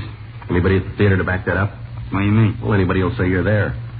Look, you better tell me what this is about, huh? I'm not hung up on anything. I got no part of any action you guys are in on. Well, it comes down to one thing. If you can prove you're working every night, you're clean. Yeah, I know that now. How do you sell this candy? Where are you in the theater when you work? All over, storeroom, lobby, all over. You got a regular stand or you work in the aisles? Stand in the lobby. Somebody there to take the tickets? Yeah. Well, he ought to be able to tell us then, shouldn't he? Tell you nothing. I've been working since I got out of the joint. You go down there and start asking a lot of questions, you're going to cause a lot of trouble. Is that right? Liable to get me fired. Don't worry about it. Yeah, easy to say. You haven't got the job. Better call and check, huh? Yeah. You got a phone? You see one around? Give me the number. I don't know it. You work there, but you don't know the phone number. I forgot. Where is the place? Corner 3rd and Weller. What's the manager's name? You got to talk to him? Now, look, I can do it on the phone or we can go on down there. How do you want it? Name's Woodrum. I'll check it, Joe. Look, you tell me what this is about. If it fits, you'll know. Who turned you on me? What? Look, who tried the box job? You got reason to come up here. I don't know what you're digging for, but I'm not around. Somebody gave you my name, didn't they? We heard it. Who? If we told you the truth, you wouldn't believe it. Somebody I know? That's hard to say. You just need 2 words. What's that? First and last name. We got a call. We don't know who it was from. Person said we were looking for you. And you barrel up here and roust me? You got no rousting. We had to check it out. What is it, burglary? No. Well, then I'm home free. Only thing I ever fell for. I learned. How about it? You talk to Woodrum? Yeah. What about my job? The alibi hold. He's been there every work night for the last 4 months. I told you that. All right, you're out, but somebody's on your back. Nothing new. I've been carrying a lot of people. All right, Jessup, we'll leave it right there. Keep your nose clean. Thanks a lot, cop. I'm not sure I want you on my team. Huh? But what about my job? What did Woodrum say? You got no trouble. What do you mean? He says take care of yourself. Yeah? Be at work tomorrow night. We'll see you around, Jessup. I didn't tell him everything. What? I talked to the manager on the phone. He filled me in. Yeah. You know the guy who called you? Yeah, what about him? He's an usher down there. Yeah. He wants to be a candy butcher.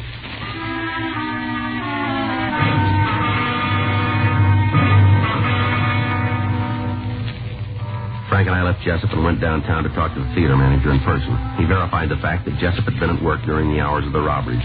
Other people who worked in the theater were questioned. Their statements ruled out Jessup as our suspect. Another day went by. There were several strong-arm robberies in the downtown area, but none with the same viciousness used by our suspect. Saturday, May 15th, Frank and I got back to the office. Hi, Joe. Frank. Jim? Hi. What do you got there? Talked to Skipper this afternoon. Had a meeting with Chief Brown. Yeah. They drew the line, said we got to come up with something. Well, we got half a minute Metro working on it now. All the streets are covered. There's not much more we can do. The guy's got to make a mistake. All we need is a little time. Skipper just cut off the supply. You have any ideas? Yeah, I've been going over it. Take a look at this map. Mm-hmm. Most of the strong arms have been taking place in this area. Yeah. We've had cars here, along here, and covering the alleys in here. Mm-hmm. But suppose we put our own men in that area on foot. Decoy system, huh? Yeah, only thing we haven't tried. Well, it might work. Something to do. How do we set it up? Guy makes most of his pickups around the plaza, right? That's right. And we start from there. Each night, one of us walks around the streets, try to pick the guy up. Other 2 follow in a car. What's the captain think of the idea? Haven't talked to him yet. He can't be. It's a possibility. When do we start? How about tonight? Well, let's go. Wait a minute. Who's going to do the walking? Doesn't make a lot of difference. How about flipping a coin? All right. I bet. Fine.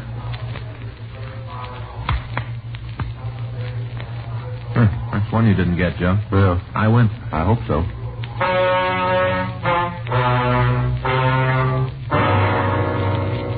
For the next 2 days, the plan was carried out. The thief didn't hit. We began to wonder if he'd quit his operation. Monday, May 17th, while Frank and Jim Austin followed me in Unit 1K80, I acted as decoy. 12:47 a.m. It looked like another wasted night.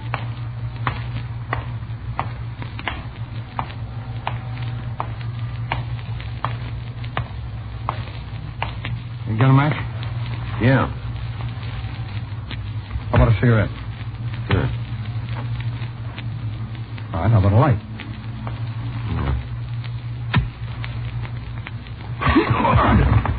Give me your wallet. Try and take it, huh? Sidney! Sidney! All right, fella, where are you going? Let me go! Okay. Get up there. Get your hands against the wall. Come on, move. All right, now get your hands in back of you. All right. Come on, don't shove, cop. Just do as you're told. It'll save you a lot of trouble. Jim? Yeah, here you go. All right, you. Hands down. Turn around.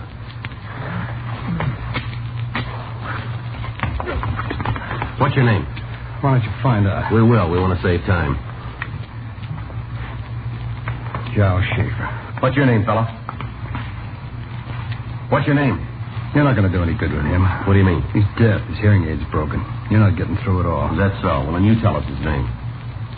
Sidney Remler. Just the two of you in this? You see anybody else? I asked you a question. You got an answer? What'd you tell him?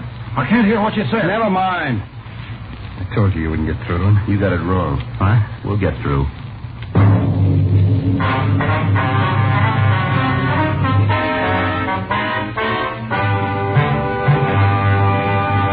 You are listening to Dragnet, the authentic story of your police force in action.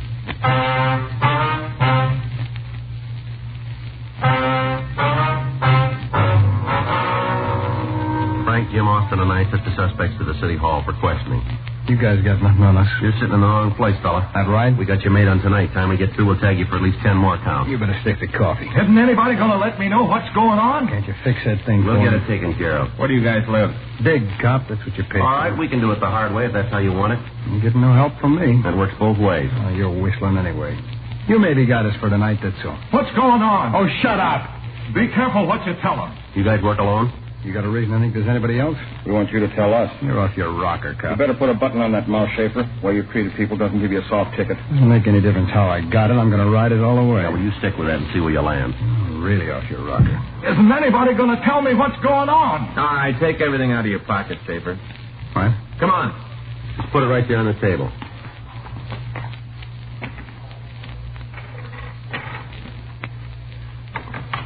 A lot of paper there. You always carry that much money? Yeah. How much is there? I don't know. You must have some idea. All right, maybe $300-400. You work for a living? No. Where'd you get the money? From a bank. What'd you use to take it out? What? A gun or a pen? I didn't steal it, if that's what you're trying to build. A lot of money. How'd you get it? My old man left it to me. Well, you don't work at all, then, huh? No, I don't believe in it. How about him? No, he doesn't work either. What did he say about me? He wants to know if you work. Huh? He wants to know if you work. No, none of us do. Giles, Dave, and me have incomes. None of us work. Shut up. Who's Dave? I don't know. Now, look, we're about through playing games with you. You come in here like you're 12 feet tall and try to throw your weight around. Well, it isn't going to work. The sooner you realize it, the better it's going to be for you. Now, how about it? Who is he? You know we'll come up with it. How much do you think he'll do to get you out of here? What he can. No, that's not going to hold your stuff. You can call it two ways, easy and yours. Now, which is it going to be? How about it? What do you want to know? This Dave, what's his full name? Sandtail. Was he with you in all the robberies? Yeah. What about tonight? Stayed home. Why? He set up all the others. We figured we'd pull this one by ourselves. Where's he now? I don't know. Home, I guess. Where's that? An apartment out on Fountain. That's in Hollywood? Yeah. What's the phone number? What are you going to do? Just give me the phone number, will you? Hollywood 98844. I'll dial it. You just talk. You going to use the gadget, Joe? Yeah, we might as well. We can all listen.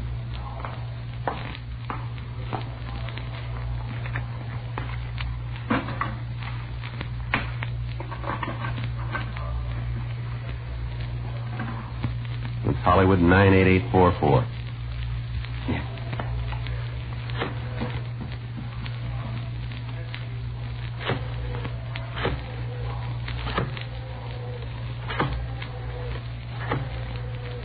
And when he answers, you just talk right into that thing.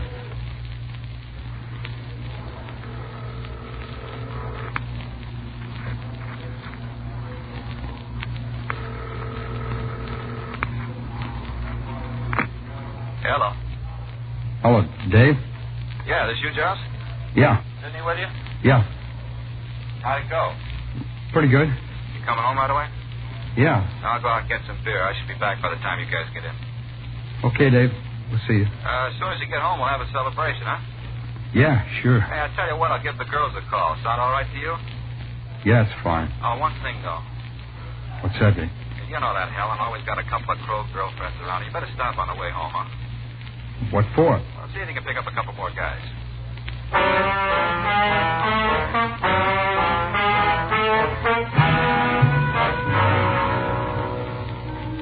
We ran David Santel's name and description through R&I, and we found that he'd served a term at the county jail for violation of the State Narcotics Act. There was no record on either Giles Schaefer or Sidney Remler. Remler was taken to the main jail, and Frank and I, along with Jim Austin and Giles Schaefer, drove out to Santel's apartment. It was a large place in the Hollywood area. While Jim Austin stayed with the suspect, Frank and I checked with the manager. He told us that Santel had left a few minutes before we got to the place. The four of us went inside. All right, now you go on over there and sit down.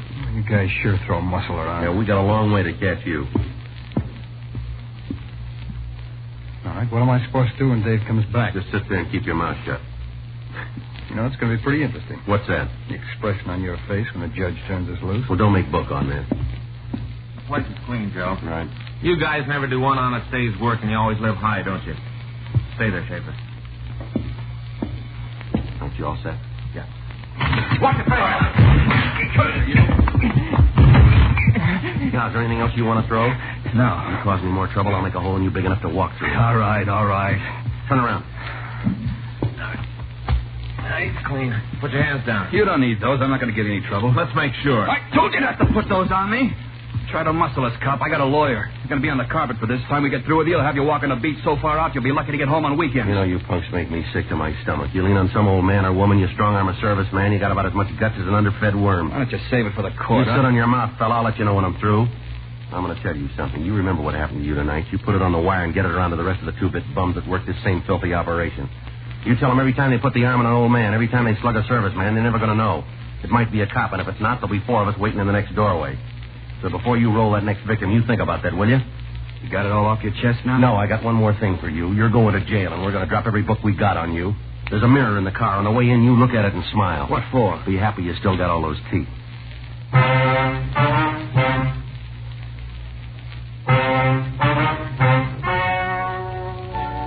The story you have just heard is true. The names were changed to protect the innocent. On September 14th, trial was held in Department 98, Superior Court of the State of California, in and for the County of Los Angeles.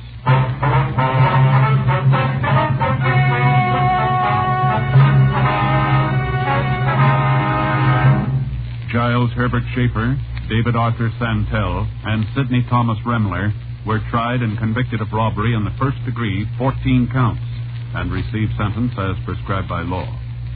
Robbery in the first degree is punishable by imprisonment in the state penitentiary for not less than 5 years on each count. Because of the viciousness shown by the suspects, their sentences were set to run consecutively. Dragnet is a presentation of the United States Armed Forces Radio Service.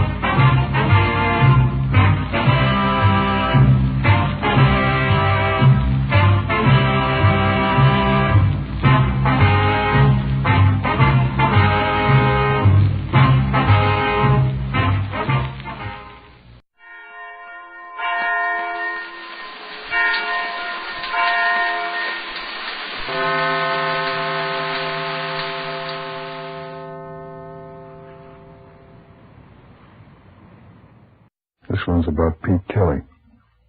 This one's about him. It's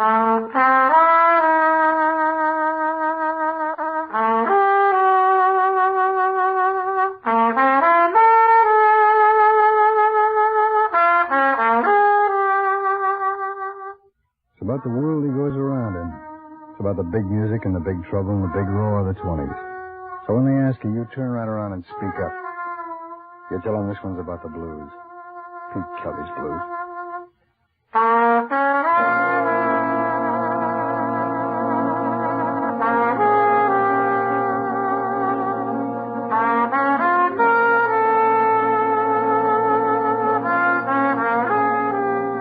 Pete Kelly's Blues, starring Jack Webb, with story by Jim Moser, music by Dick Cathcart.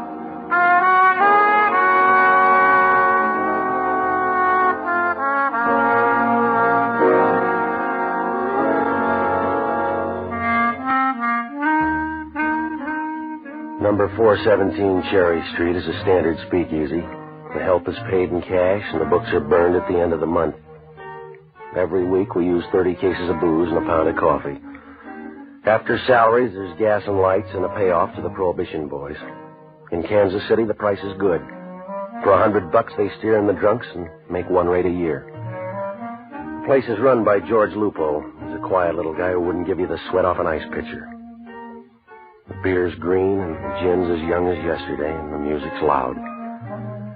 I'm Pete Kelly. I play cornet. We start every night about 10 o'clock, and we play till they sweep out the broken glass. We don't draw any customers. We don't chase any away. The music is straight New Orleans. It started in the front parlors of Storyville and drifted north. Some of it laid over in Chicago. That's where I got on and rode it out here with a piano player named Rosie. He's still with the band, but last night he was barely with it. We took a break about 11. Rosie was late getting back. He might as well have stayed in there because he kept looking around the room, and the way the piano sounded, you'd think he had on a catcher's mitt. All right, let's take 5, huh? Sorry, Pete, I'm a little behind tonight. You haven't left the station. What's the matter? I'm nervous. Take a look around. Near the door, back this way. Place is full of cops. Forget it. Have Jake open a couple of windows and take a walk. Get yourself in shape. Not till I find out which way to fall. These boys are here for heavy duty. I'll learn that out in the kitchen. All right, let's duck behind the stand. Come on. All right, what about it? You know Dutch Courtney? I drink his beer, that's all. Somebody shot Courtney up tonight out near Highway 40. Well, that's too bad. He'd have drawn a good crowd downtown. Who killed him? I don't know, but whoever he is, he's in for a big night. The police are trying for him, so is his partner. Well, let him play. How does our place fit into it? I couldn't guess. We'll soon find out. See the big guy who just walked in the door? Yeah. Boss cop? Almost. It's Eddie Newman, Dutch Courtney's partner. Yeah, come on. We better get back in the stand. All right, won't be long now. Hot, dry up. How's your old man? All right, hold on now. Here she comes.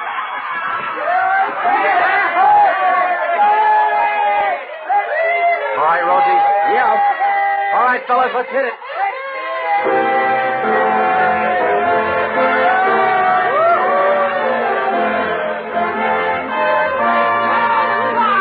Happy New Year.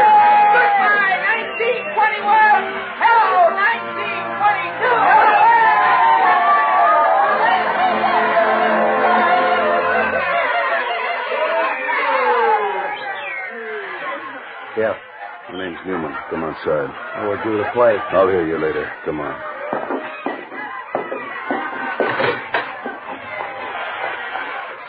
You hear about Dutch Courtney? They picked him out of the mud tonight. It means nothing to me. It does to me. Dutch was a friend. Well, if it'll help, try.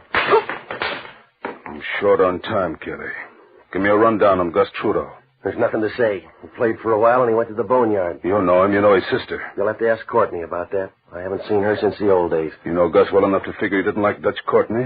He didn't like him 1 pound. Well, you can't blame him. Dutch sidestepped and paid Trudeau's way to jail. Bookkeeping. I don't know anything about it. All right, look, Newman, you're on the wrong track. Now, this is a job killing. Your boy got frisky, and somebody sent down a Chicago gun. The price tag shows. Sorry, Trudeau's my pick. What did he hit him with, a high-powered rifle? Gus Trudeau's away up in Leavenworth. He used to be. Gus went over the wall this morning. When he shows up, I want him. Well, why pick me? I ask around. He'll head for you. He's broke. He'll need train fare. No, not if he killed Dutch Courtney. Somebody will give him a railroad.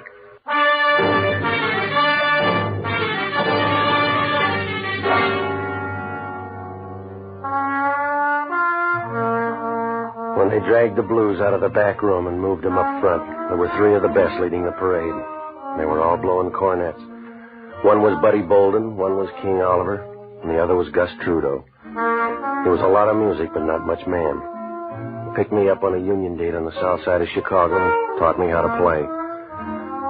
He got into me for a Boston 3-star cornet and gin for the rest of his life. When he got down to running errands for Dutch Courtney, I left for Kansas City. A couple of months later, Courtney needed a patsy, and Trudeau was it. He wound up with a 5-year stand at Leavenworth. But Gus never felt right unless he was in trouble. Only this time he cut me in for a piece, too. Well, I picked up a drink at the bar and fought my way back to the stand. Anything wrong? No. You finished the set? One more to go. Sensation. All right, let's do it. What's wrong, Pete? A friend of ours killed Dutch Courtney. All right, sensation. 1, 2.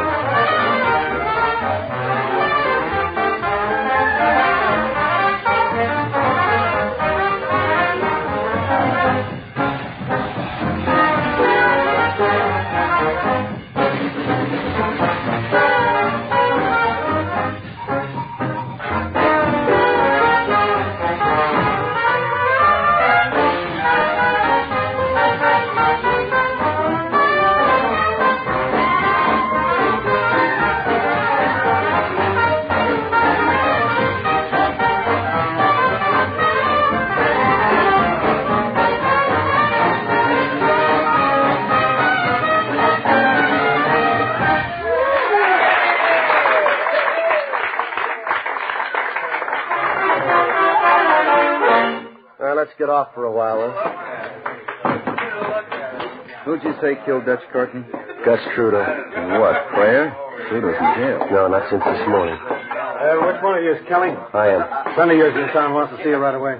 Who is it? He's waiting up at your room. Did he give a name? Just Gus.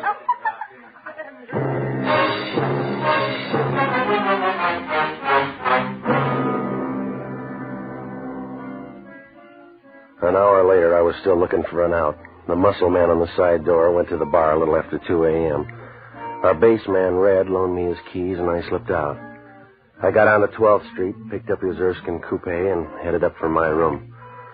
All the way out Grand Avenue, the streetlights were spending the rest of New Year's alone.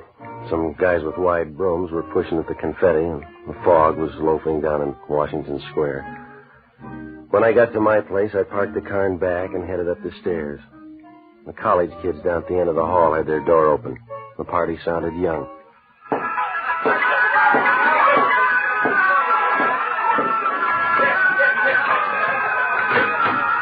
I was looking for Gus when I opened the door, but he had a substitute.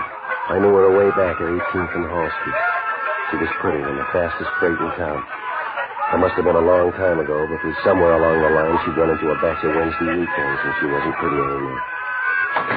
Hello, Pete. Where's your brother? I don't know where Gus is. That's why I'm here. I knew you'd be the first one he'd come to. Yeah. Now what about the break?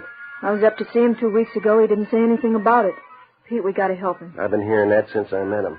You're the only one who remembers, Pete. You're the only one who cares. No, a lot of people care now. Eddie Newman wants him. The cops are looking hard. I gotta find him before they do. You gotta help Pete. He was supposed to meet me. That's all I know. I'll wait for him. He needs a hand, Pete. He's in deep. Yeah, well, he's always in deep. Now, you do what you want, Madge. I ran front for Gus too long. I'm out of the habit now. Please. If Gus wants cover, he can look for a police station. Gus can get away. Some money and a car, that's all he needs. It's going to take more than that to get out. Every cop in town's working tonight. Give him a chance, Pete. Help him. No, thanks. Gus has been good to you, Pete. He taught you music. He's been nothing but good to you. I'm paid up. I bought his gin for him for 5 years. Well, then do it for me. For what I used to be worth. Now, Madge, it's old. That was 80 years ago. I can't help, Gus. Do it for me. I haven't changed that much. I have. You're still the same. You've been working at it. You remember. Yeah. Oh, it's the same, Petey. It's just like the first time. You never had a first time. How about a drink? Will you help me, Pete? Find Gus. Get him out of town. $10. That's as far as I go. $10.25. Now I'm getting off. Where are you going? Back to work. Tell Gus to take care of himself. Hold it right there, Pete. You stayed too long in Chicago, Madge. I bought the gun in Kansas City. Don't go for the door. You better give it to Gus. He may need it. We're going to find him. You're going to help me. All right, come on. Give me the gun, Madge. If I shoot, it'll hurt. Put it away, Madge. Come on, drop it.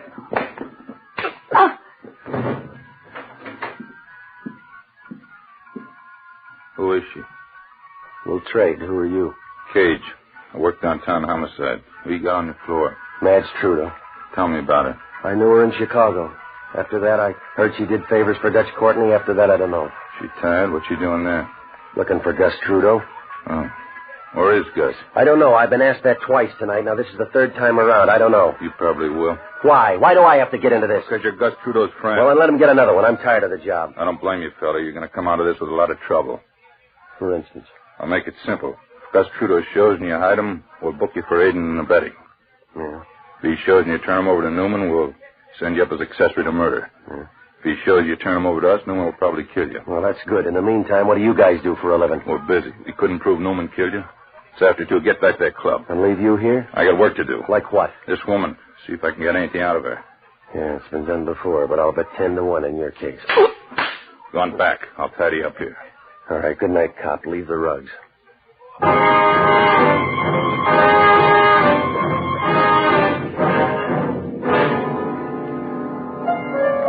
I left Cage standing in the middle of the room looking down at Madge Trudeau. He didn't watch me leave, but I figured it wouldn't be too long before he turned that gleam back on me. I went back to 417, and I ran into our piano man, Rosie, outside in the alley, using a smoke for a chaser. Happy holidays, Petey. How's Gus? I didn't see him. An odd hour of the morning, Petey, but I figure the fates are hard at work shaping up a few sordid futures. Cut the piano, huh? You've got a very limited selection. What do you mean? Before the general citizenry sits down to breakfast, you may get a reward, the eternal kind. Come on, what is it? I've got it all figured for the two of us, Petey. Today we'll spend our time dodging destinies. We'll hit for some small back room. I'll bring the bottled goods. We'll live on gin and sauerkraut and make the walls sit up and listen. One horn, one piano. The blues, Petey. We'll ride 'em into the middle of next year. All right, throw the bottle away, will you? Just set me straight, huh? Across the river, there's 2 places, the High Life Club or Fat Annie's. You sure he's there? That's what the word is. I'll pass the hat down at the Union Hall for both of them. Is Gus alone over there? Right now, but there's going to be a crowd. What do you mean? I told you. Yeah. When Eddie Newman gets back, I got to tell him.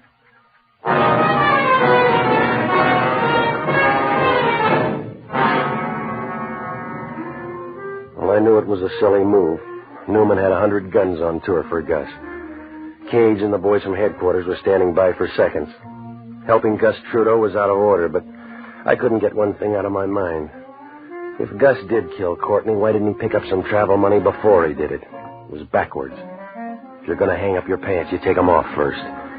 Well, it was about 3 a.m. when I got down to the river and crossed over to the Kansas side. The High Life Club was smoked up and had a little of everything except Gus Trudeau. I looked in the kitchen and tried a back room. And then I went to the bar to see if I could drum up some talk. I had one taker, a boy with wavy black hair. He got up from a table of 3 others, walked over and sat down next to me. Well, all right. Come in here often? Well, this is the first time. Welcome, then. I'll buy you a drink? Well, I'm all set. You try one yourself. I think drinking's all right, but I hate people that drink too much. Don't you? You work here? Well, not regular. Sometimes I dance when the other act doesn't show up. You here alone or you waiting for something? I'm waiting. For a guy named Gus Trudeau. You one of his friends? I'm it. Where is he? We left a while ago. I'm not sure where he went. Well, you get sure. It's important. You mentioned someone named Bessie. All right, hold it. What do you hear, Kelly? Get away, Newman. Try another stool. This'll do. Well, if he asks you to leave, I think you should leave. a choir boy, that's nice. Leave him alone. Who is he? I never saw him before. What does he know about Trudeau? Nothing. Now, don't kid me. You're not here to spend the time of day. You're here for Trudeau. You little friend. Where's Gus Trudeau? I don't have to talk to you. I'm a guest in this place. You're not anymore. Climb down and head for that door, both of you. You can't make us do that. We're not going to leave. It's a split vote, Buster. I don't like the way he pushes. That's right. Just walk. I'll bet you look good. I knew right then as we walked across the floor, I knew Eddie Newman wasn't going to leave him alone. He was going to pick at him, whether he knew anything about Gus Trudeau or not.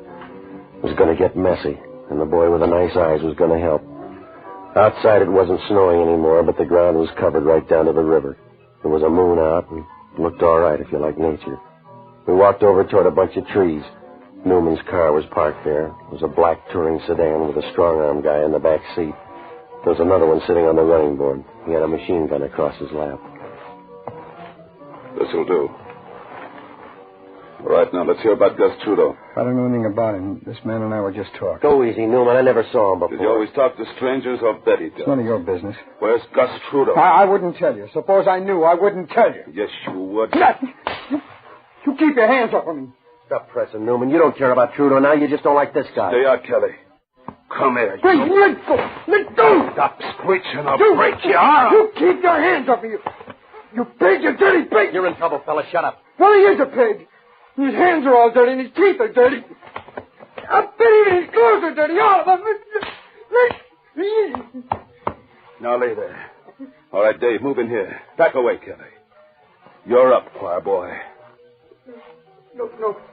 Please, mister, do something. Don't let a thing like this happen. It already has, Buster. No, you can't. Tell me, Newman, did you ever find out about Gus Trudeau?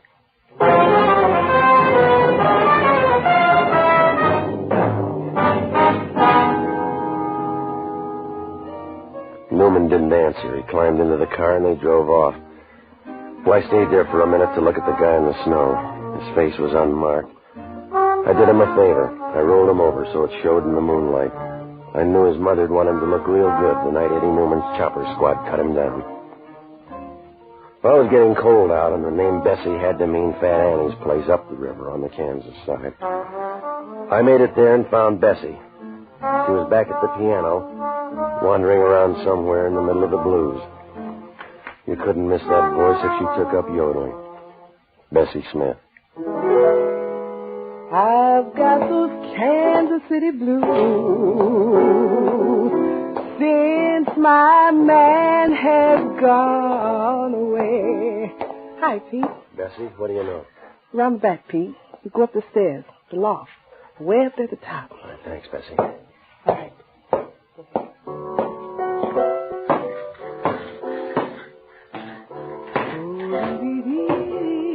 I felt my way out and around back and up a couple of flights of stairs that didn't creak in time with the music.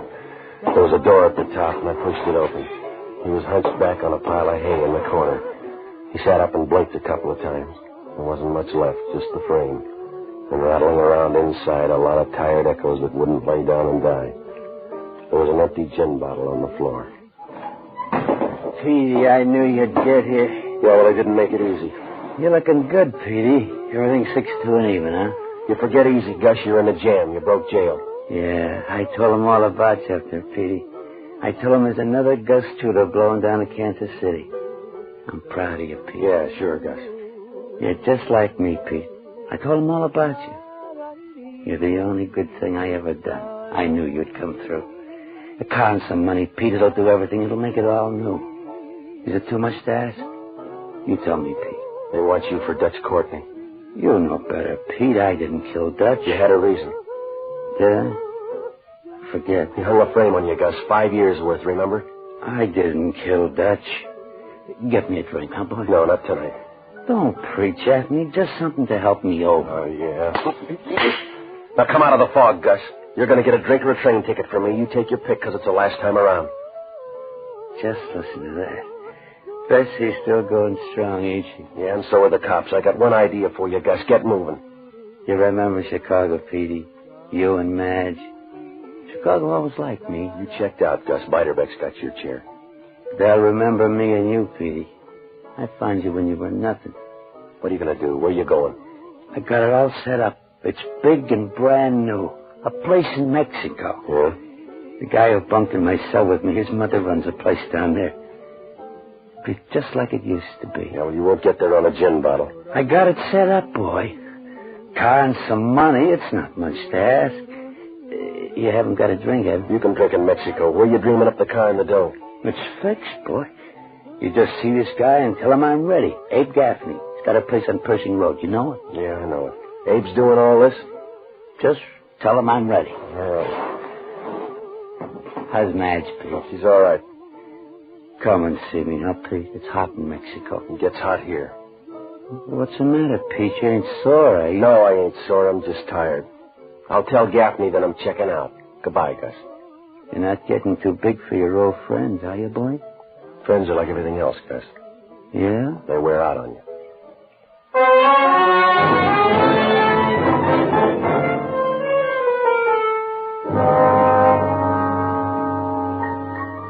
Well, it wasn't any different than a dozen times before.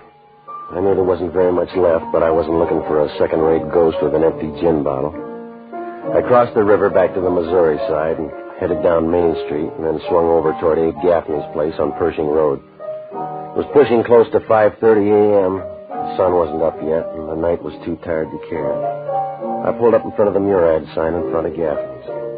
Inside, a counterman with pimples and coffee was leaning on last night's paper. A beaded curtain shut off the hallway that led back to Gaffney's room. You want some? Yeah, Gaffney. Not here. Where do I find him? I don't. I was supposed to meet him here. If so? Look, this is Gaffney's place. Where is he? I told you. Now listen, Junior, maybe you think you do a good imitation of Calvin Coolidge, but I want an answer. Where's Gaffney? What's your name? Kelly. You could have saved an argument. This way.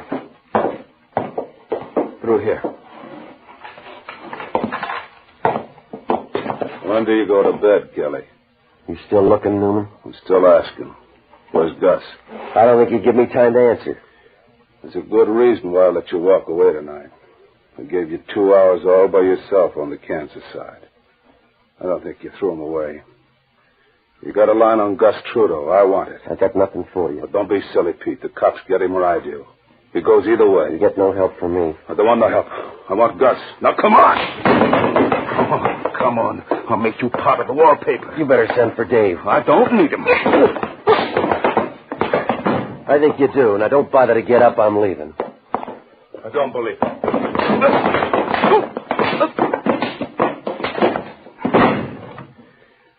Wasn't your turn, Kelly.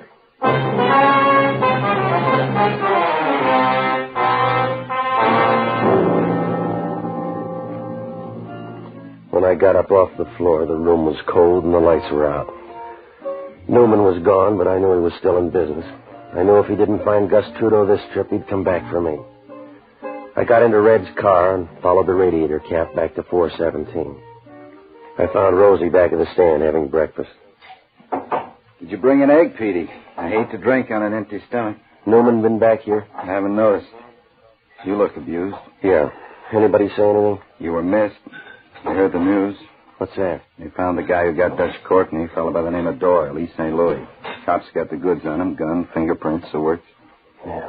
Well, it's been a long night. What was his beef with Dutch? Doyle owned East St. Louis. Dutch wouldn't believe it. Leave it to Gus. If there's a hole, he'll fall in it. Makes it easier on him now, doesn't it? Newman will call his boys off now? Well, somebody better tell him in a hurry. Did you see Gus? Yeah, I saw him. He's trying to get out of town. Pete Kelly? Yeah, that's right. Abe Gaffney, Pete. And you're a hard man to find. Newman came in the front door. I went out the back. This won't take long. Car keys, money for Gus. No, you got the wrong guy, Abe. I quit an hour ago. Fight it out with yourself. The car's out in the alley. It's a great chance to tell Gus it needs gas. Oh, wait a minute. You can take this stuff to Gus. You know where he is. No, thanks. You take care of Gus. He's an old friend. What's the matter with you? I hardly knew him.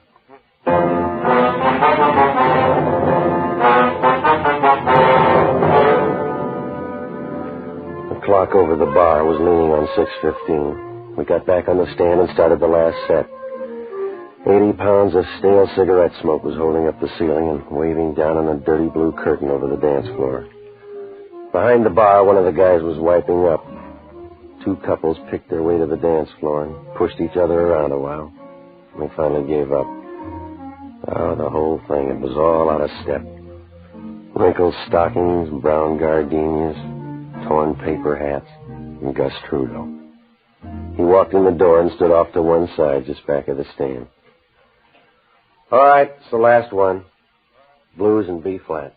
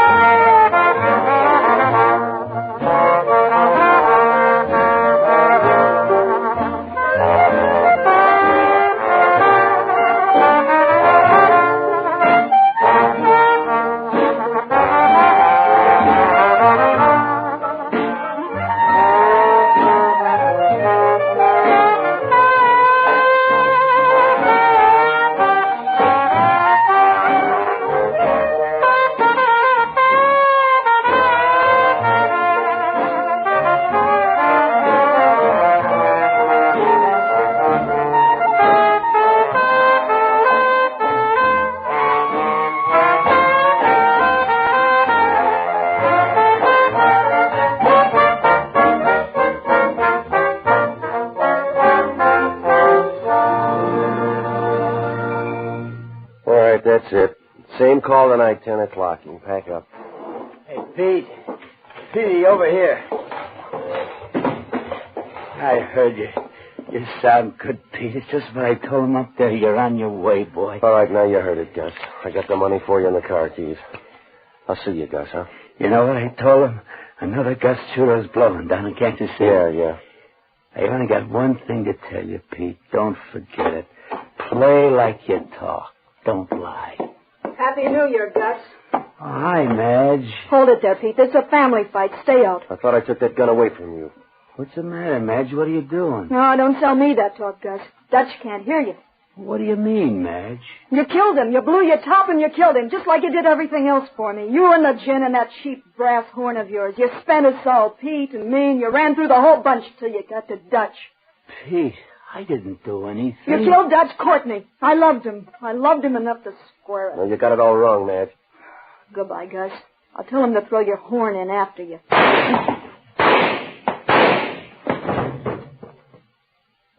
Want to read the paper, Madge? You killed the wrong brother. Stay away, Pete. It's in the paper, Madge. Guy by the name of Doyle. He killed Dutch. They're not sure, are they? Yeah, they're sure. Oh, what'll I do? I got two things for you, Madge. And the car keys. And you see what you can do with 10 minutes start.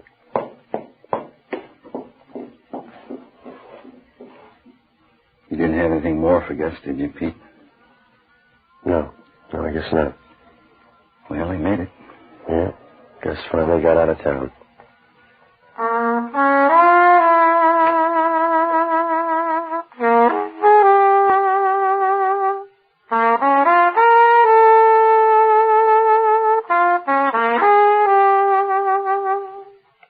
Kelly's Blues.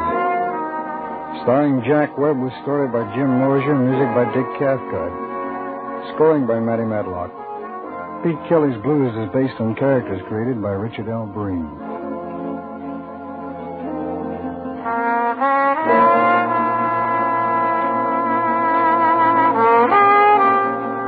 This is NBC, the national broadcast.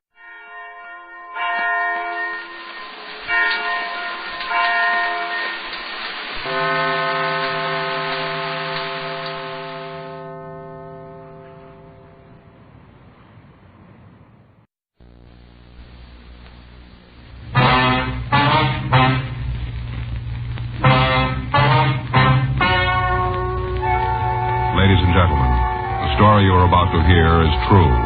The names have been changed to protect the innocent. Dragnet.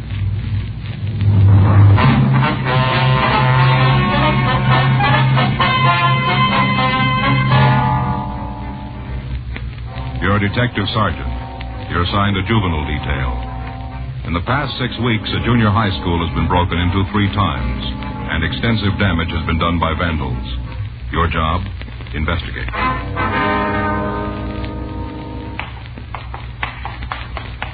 It was Monday, March 9th. It was cold in Los Angeles. We were working the day watch out of juvenile detail. My partner's Frank Smith. The boss is Captain Powers. My name's Friday. We were on our way out from the office. It was 8:32 a.m. when we got to the Hillside Junior High School, the vice principal's office.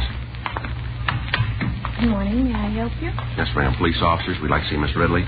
Oh, yes. You've been here before, haven't you? That's right. Uh-huh. Miss Ridley's expecting you. You can go right in. Thank you very much. Come in. Good morning, officers. Come in, please, and sit down. Thank you. You seem to be getting more than our share of trouble. Yes, ma'am. What is it this time? Same as before, a little more serious. Cafeteria? Yes, wait until you see the place. Just downright vandalism. Food thrown all over on the walls and the floor. Mm-hmm. But they didn't stop there. What do you mean? The student supply store was broken into. In fact, that's where the entrance was made. Yeah? Girl in charge says that a number of items are missing. What was taken? Things the students use in school. Notebooks, pencils, fountain pens. I see. There were a lot of transportation books taken, too. Those are the kind the kids use on the buses and streetcars, is that what you Yes, mean? that's right. Well, they have serial numbers, don't they? Yes, we keep a record of them in the office. You'll be able to give us a list of the numbers on the missing books? Oh, yes. All right, fine. What if we could take a look at that storeroom? Surely. It's right next to the office.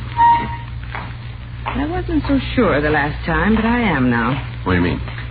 About who's responsible for this.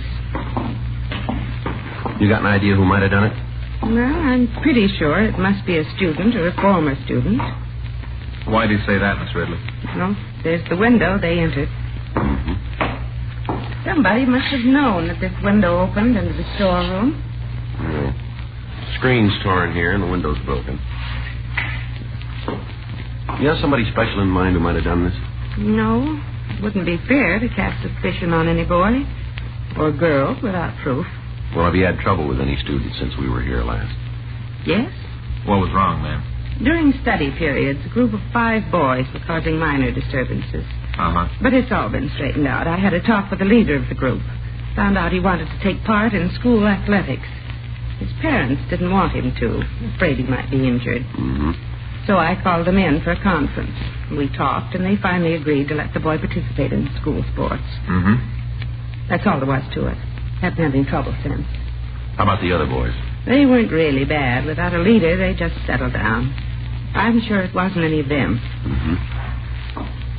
I wonder if you could tell us if anything has been moved in here. No. This is just the way we found it. Mm-hmm. Wonder why they didn't mess this room up, too. I don't know. I've been teaching for 20 years, and I'm pretty sure of one thing. What's that, ma'am? Children do wrong, but not because they want to be tough or brave. Usually because they're afraid of something. Mm-hmm. Most of them are pretty frightened kids. They need help. Well, we'll buy that. The problem is, what happens to them if they don't get it? I'm afraid you know the answer to that one better than I do. They'll still be around. Yes? As frightened adults.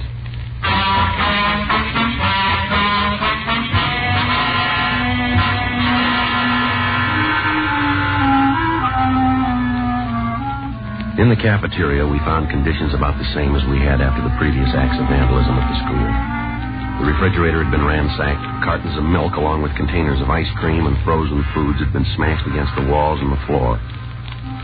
The tables had been overturned, and the chairs had been thrown around and broken. The floor was covered with glass. Frank put in a call to Leighton Prince, and they sent a crew out to go over the storeroom and the cafeteria. Miss Ridley told us that she had already notified school security. Before we left, she furnished us with a complete list of stolen articles and the serial numbers for the missing student transportation books. We returned to Georgia Street and met with Captain Powers. You're pretty sure it's juveniles? Yeah, the kind of stuff that was taken. The damage done sure points that way. Any help from Miss Ridley? Yeah, but she couldn't give us any names. No teacher-pupil problem?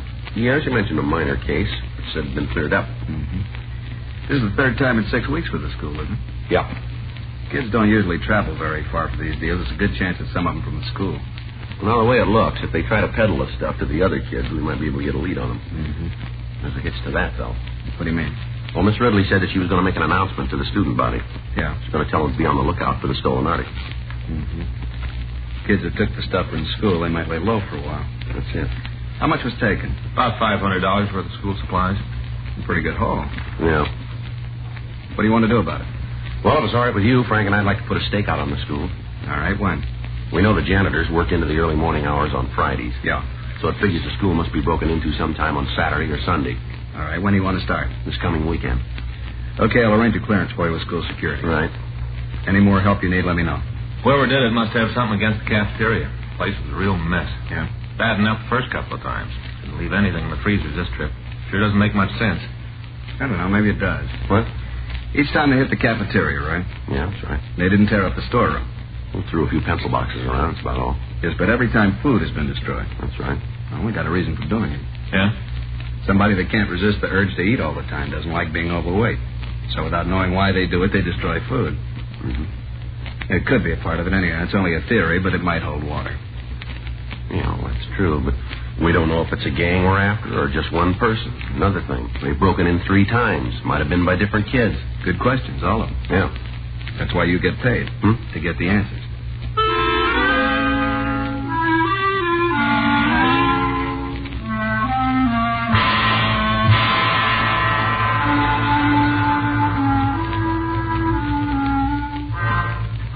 We kept in contact with Miss Ridley during the rest of the week, but as far as she knew, none of the stolen articles showed up. Captain Powers talked with the school security section of the Board of Education, and Frank and I staked out in the school on Saturday and Sunday. There was no disturbance. We went back the following weekend. Saturday passed without trouble. Sunday, 7:34 p.m., we were sitting in the vice principal's office. Right, yeah. Come on. Right.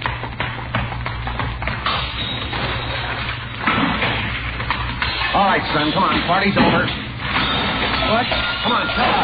Grab him, Johnny. Let me go. All right, take it easy, boy. Now, take it easy. This isn't going to help. Just hold still. What's your name? Jerry. What's your last name? Beckle. You've done this before? Come on, son, answer me. All right, let's go. You gonna put me in jail? We'll see. Not afraid of you cops. There's no reason you should be. Why'd you throw all this food around? I don't know. You haven't got a reason? No. Sure went to a lot of trouble to catch me. Not too much, son. Huh? You made it easy.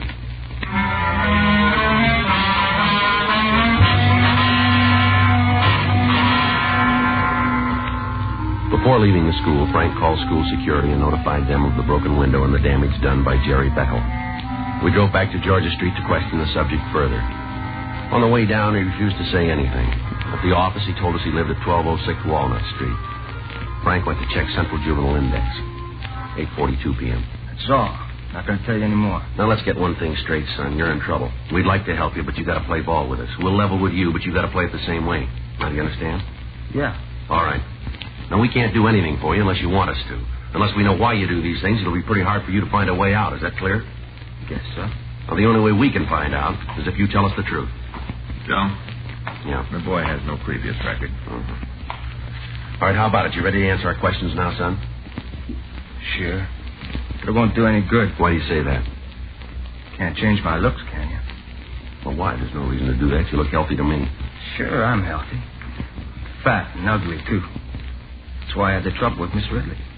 Well, now suppose you tell us about it. She kicked me out of school. Why? Fight. Who were you fighting with? Oh, different guys. Why'd you fight? Called me names. All right, go ahead. It isn't my fault. I can't help how I look. You sure that's why you had the fight? They wouldn't let me alone. Suppose you think I'm real good looking, huh? Son, I told you we'd level with you. You're not an ugly kid. Now, it seems to me you're imagining a lot. Sure. I suppose they call me Lard Barrel and Witchman because they imagined it, too, huh? Maybe they got another reason. Like what? To needle you. If you didn't let them know it bothered you, they probably wouldn't have kept it up. They called your names to get you into fights. Don't you think that's it? That's what you say. Well, that's what we believe. She didn't have to kick me out of school. How many fights you have, Jack? I don't know. Well, you must have some idea. Quite a few. Miss Ridley talked to you? Yeah. She gave you more than one chance, didn't she? Yeah. But the kids kept after me. Wouldn't let me alone. You don't like Miss Ridley, do you? Why should I? Is that why you broke into the school? Maybe. How many times did you go in? 3. Did you steal the things from the storeroom? Yeah. Where are they? Oh. You live with your father and mother? Yeah. Any brothers or sisters? 2 brothers, 3 sisters. Well, now, when you had the trouble at school, did Miss Ridley talk to your parents? No. She didn't get in touch with them at all, huh? Sure, she tried, but they didn't go in to see her. Is there any reason why they didn't? No, just didn't go, that's all. Well, I guess we better go out and have a talk with them this time. Why? Well, they'll have to know about this trouble that you're in. Maybe if we talk to them, we can sort of work this problem out together, don't you think? That won't do any good. Why not, son? They think I'm fat and ugly.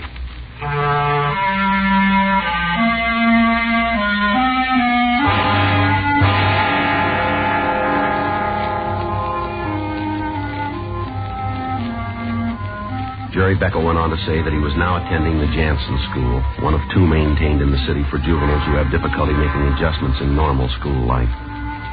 He also told us that on all 3 occasions he had been alone when he broke into the Hillside School. We drove out to his home. It was a small frame house badly in need of repair. We met his father, Henry Beckel. We told him the reason for our visit.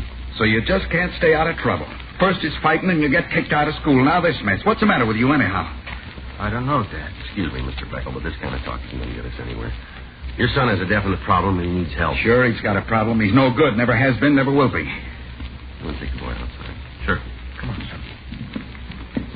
Now, I suppose you're going to give me the answers. You sound like you think it's my fault he got into this trouble. Well, you might have helped keep him out of it. Sure, just follow him around all day and night, slap his wrist when he steps out of line. You were asked to go over to his school when he had trouble before.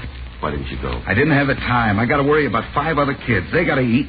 Can't be taking time away from work just because one of them can't keep his nose clean. What about your wife? What do you mean? Well, couldn't she have gone over to the school? Why don't you ask her? Is she here now? Nope. Gone out, probably at a movie. But she has to have some fun, so she leaves me with the kids. Is there any reason why she couldn't go and talk with Miss Ridley about your son, Jerry? Yeah. She figured it was his own problem. So he has to learn to fight his own battles. Well, that's fine when you know what you're fighting. Your boy doesn't. Nothing the matter with him. That's where you're wrong. Your son has an inferiority complex about his looks. Oh, big deal. That's one of the things that's wrong with him. You trying to tell me he gets into trouble because of the way he feels about his looks? It's possible that's a good part of it. You gonna have to go to jail? I'm afraid he will. Don't you put kids on probation sometimes, let the parents look after them? Yeah, when they have parents. Couldn't you do that for Jerry? If you could show the authorities that you'd be responsible for him, it might work out. I could do that. There's something more you got to do. Find time to talk to him.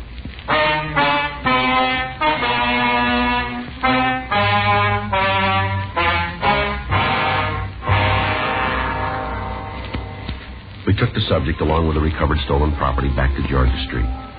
The next day, Miss Ridley came down and identified the articles as those taken from the school storeroom. She said that Jerry Beckel had been in numerous fights before he was dismissed from school. During her investigation of the disorder, she found that Beckel had provoked several of the fights. She went on to say that the subject had been a below-average student, showing little interest in academic work. A petition was filed in Beckel's behalf with the juvenile court. The petition was sustained, and he was placed on probation with the Los Angeles County Probation Department and allowed to remain in the custody of his parents. March 31st, 8:06 a.m. I just picked up the reports for yesterday. You want to check them over? Yeah, all right, thanks. I saw the skipper on the way in. Yeah? You remember that Austin boy? Car thief, wasn't he? Yeah. Violated his probation. Picked up again last night. Too bad. What was that kid's name on the Hillside School case, that heavy-set boy? One that thought he was so ugly? Yeah, that's the one. Beckel or something. Yeah. What about him? Well, look here. The description on this report fits him. And listen to this. Victim states the subject said to her, "What are you smiling for, because I'm so ugly?" It might be. What's the charge? Pretty bad this time.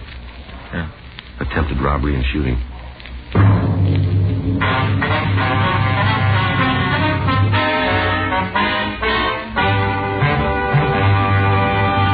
You are listening to Dragnet, the authentic story of your police force in action.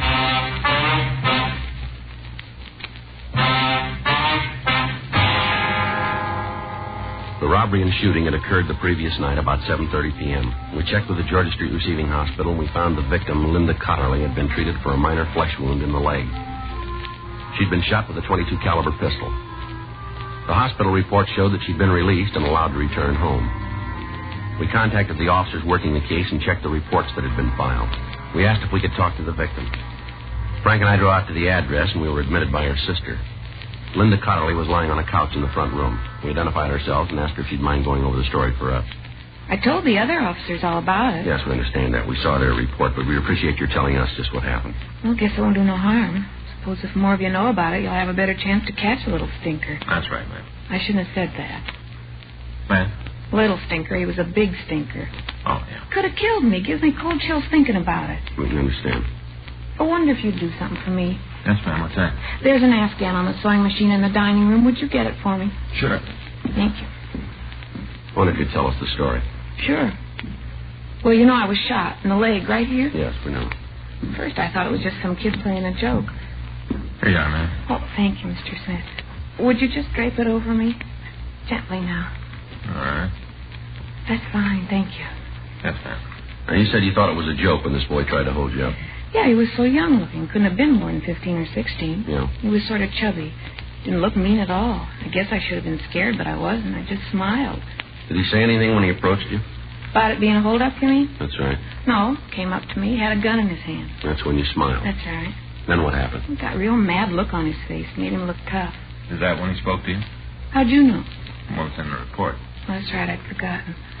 Well, then I guess I can skip the part about what he said. We'd like to hear his exact words if you can remember them. He said, "What are you smiling for? Because I'm so ugly?" Mm-hmm. Did you get a good look at him? Yes and no. Well, how do you mean that? Well, I did see him, but I don't remember his face too well. I know he was young. Not too good looking, but it's hard to say just what he did look like. You think you'd know him if you ever saw him again? Might. It's pretty dark, I'm not sure. All right, what happened after he spoke to you? I said no, meaning I didn't think he was ugly. And they told me to give him my purse. That's when it happened. What was that, then? Well, I got scared. I knew he wasn't fooling. I screamed and started running. Then I heard the noise, gunfire. All right, go ahead. Then I felt a sting on my leg when the bullet hit me. Kept on running, went past a vacant lot. Kept screaming, and then I saw a man across the street open his front door and look out. I ran up to him, told him I'd been shot, and he called the police. When you said this person was chubby, did you mean he was fat? Well, he was kind of big around the middle, and his face was sort of round-like. How about his hair? Was it dark? Yeah. Did you notice if it was straight or wavy? No. Tell me, you got an idea who this kid was? Well, we're not sure. I know one thing. What's that? The kid should be taught a lesson. Only one thing to do with them when they're that rotten. Slap them around a little and just forget about them. Well, that's the trouble here. That's what they did to this boy.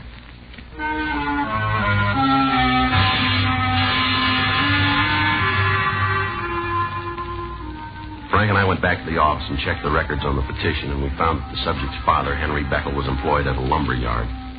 We drove down to the place and found him stacking lumber in the back lot. What's on your mind this time? How's Jerry been getting along? All right, I guess.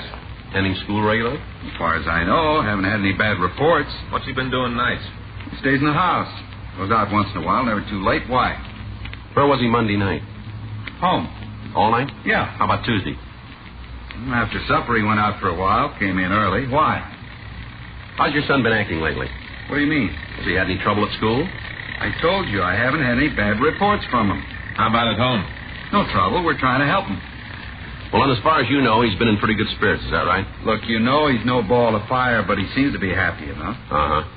What is all this, anyway? We're just checking something out. Well, the way you ask questions, it sounds like you think Jerry's in trouble again. No, we didn't say that. Well, you don't have to.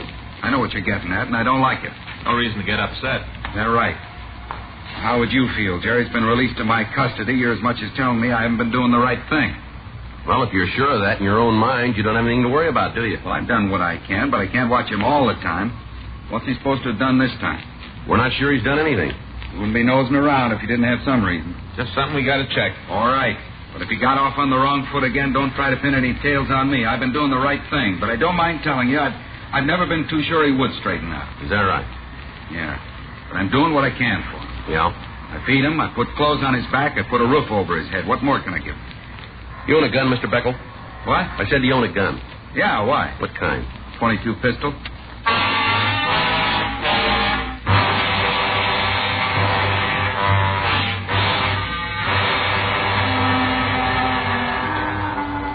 We drove over to the Jansen school and we talked to the principal.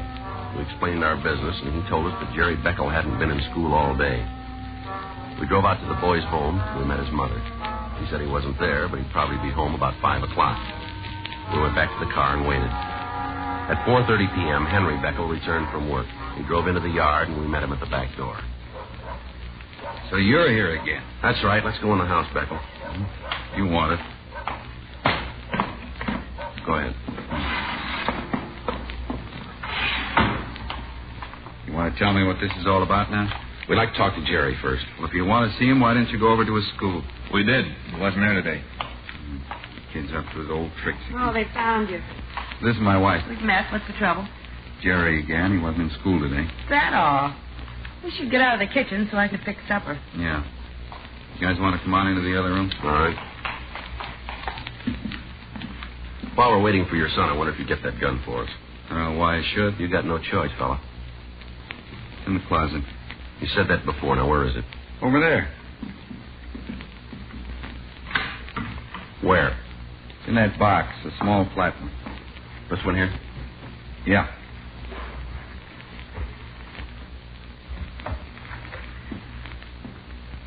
When's the last time you fired this? I don't know. It's been quite a while. What do you think? It smells like it was fired recently. What time does Jerry usually get home, Beckel? We eat at 5:30. He'll be here by then. Uh-huh. You don't have to worry about him not showing up. He might skip school, but that fat, lazy slob won't miss a meal. Mm-hmm. Eats twice as much as the other kids. No wonder he looks like he does. Let's go. Right. Go on in, Washington. Hi, son. Hi. What do you want? Afraid we're going to have to take you with us. Can he eat first? It won't hurt him any to miss a meal. Look at him. Looks like a fat toad. Well, why don't you say All something? right. Doesn't make any difference. You'd like to be rid of me anyway. Take it easy, son. You all want to hear it? Okay, I'll tell you. I shot her.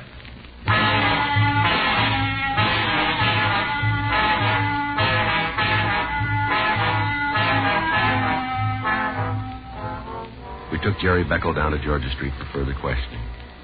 After the outbreak at his home, he quieted down and he refused to say anything more. We talked to him for an hour, and he finally admitted the whole story. All right, son, why'd you take the gun? To get some money, I guess. And now, was that the only way you could get it? I don't know. You could have gotten a job. I tried to. Yeah? Nobody wanted me. Well, how many people you asked for work? Just one place. And then you gave up. That was enough. I knew I wouldn't get a job. Did they tell you they wouldn't give you work? Didn't have to. I knew just the way they looked at me. Did you ever ask your father for money? Yeah. Never gave me, and he just read me off. What did he say to you? What he always does. I'm fat, lazy, not good for anything but put my feet under the table and eat. So you decided to get out and rob somebody, huh? Yeah. Why'd you shoot at the woman? I'm not sure. Well, she didn't do you any harm, did she? No. She made me mad, laughed at me, just like all the rest. She did, huh? Sure. Because I'm fat. Did she say that? No. I could tell what she was thinking. You could, huh? People shouldn't laugh at somebody just because they're fat. Yeah. They got no right to do that. Maybe. But how much did you have? Huh? When you shot her?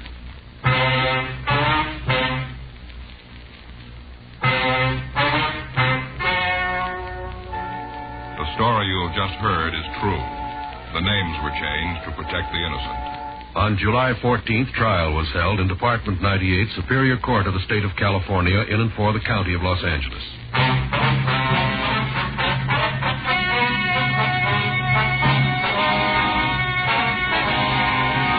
Jerome Howard Beckel was remanded to the juvenile authorities and placed in the foster home where he was assured of 24-hour supervision. One of the conditions of his probation was that he receive psychiatric aid by a doctor appointed by the court. Dragnet, the story of your police force in action, is a presentation of the United States Armed Forces Radio Service.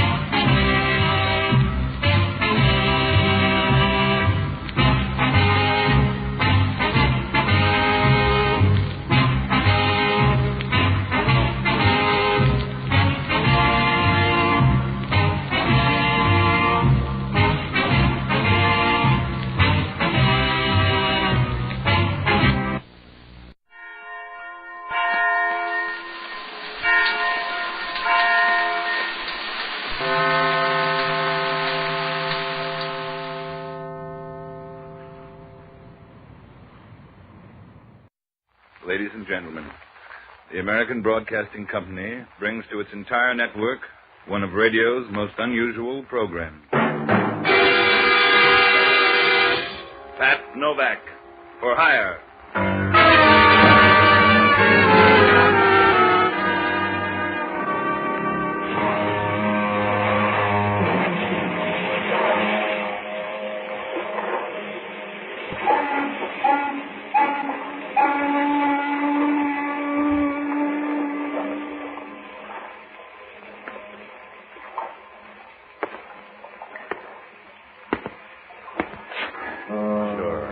I'm Pat Novak, for hire.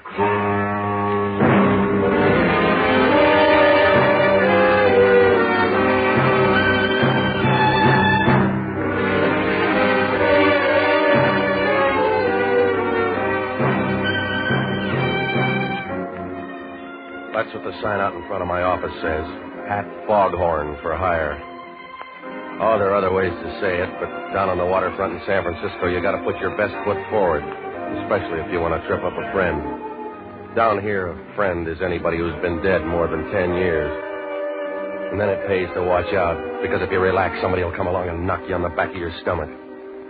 Works out all right, though. I rent boats and do anything else, you can hide in the dark. It's about all you can ask, because along the Embarcadero, nothing's perfect except the heels. I found that out Wednesday afternoon. She was a lovely girl, the sort of person you'd expect to see in a choir loft, about 3 hours after choir practice. Her hair was red, her eyes were as cold as rigor mortis, and you knew the first time you met her that you'd been seeing her too often. Must have been about 5 o'clock in the afternoon. I was walking down toward Pier 19 when she pulled up alongside of me in a cream convertible. Can I give you a lift? You already have. Well, is that love or reflex action? What's on your mind?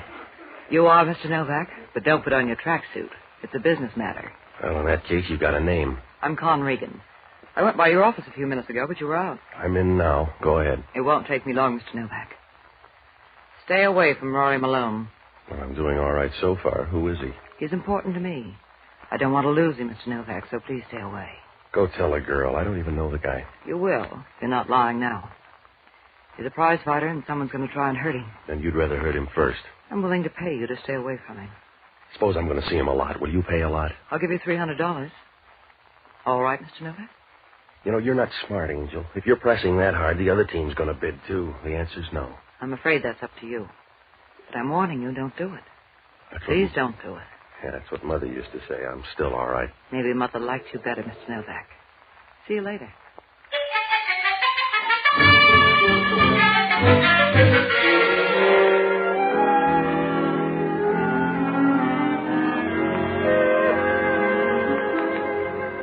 Well, I watched her for a minute as she brushed her hair back and started the car. It was nice hair, and the dress helped, too. It was dark blue and had a V-neck, but the designer believed in big letters.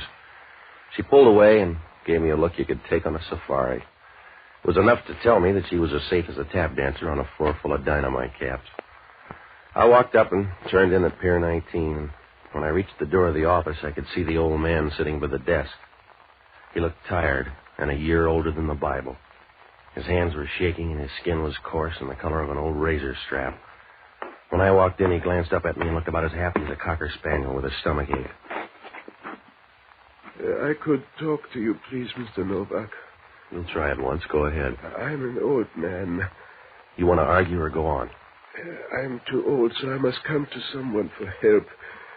My name is Hans Newmeyer. I would like you to watch someone for me. Someone like Rory Malone? Yeah.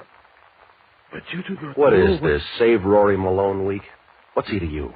I am his manager. Oh, you don't ever hear of me because I'm old and not a very good manager, I guess.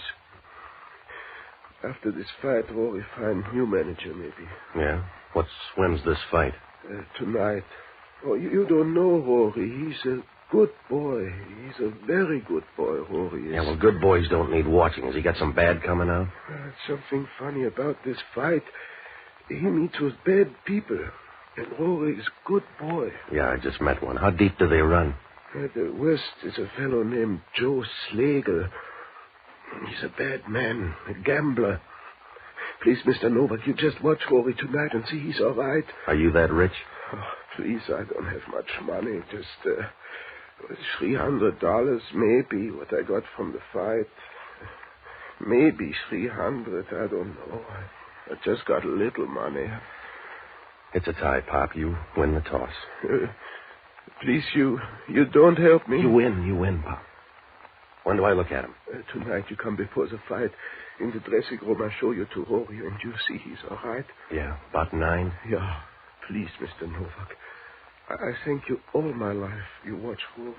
I thank you all my life. Yeah, well, I'm getting short shift on that, but I suppose it's not your fault, Pop.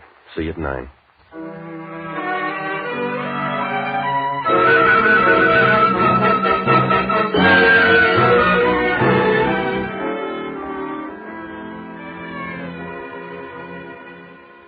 Well, I felt sorry for him when he turned and walked out of there. I could afford it. With $300, you can buy a lot of crying towels. At the door, he turned and smiled once before he shuffled out. He moved down the pier with a nervous, uncertain motion like a flower petal in a warm wind. When he disappeared, I took a cab and rode up to the press club. Oh, I found out a lot about Rory Malone, and most of it was good. He was a lightweight, and Hans Neumeyer had picked him up and brought him through the prelims up to main event stuff. He was fighting tonight against a Cleveland boy named George Zarek, and the betting was even. I ran into a Chronicle man whose wife divorced him and named a fight club as correspondent, and he said not to worry about Joe Slagle, that Rory Malone fought for purses, and that's all.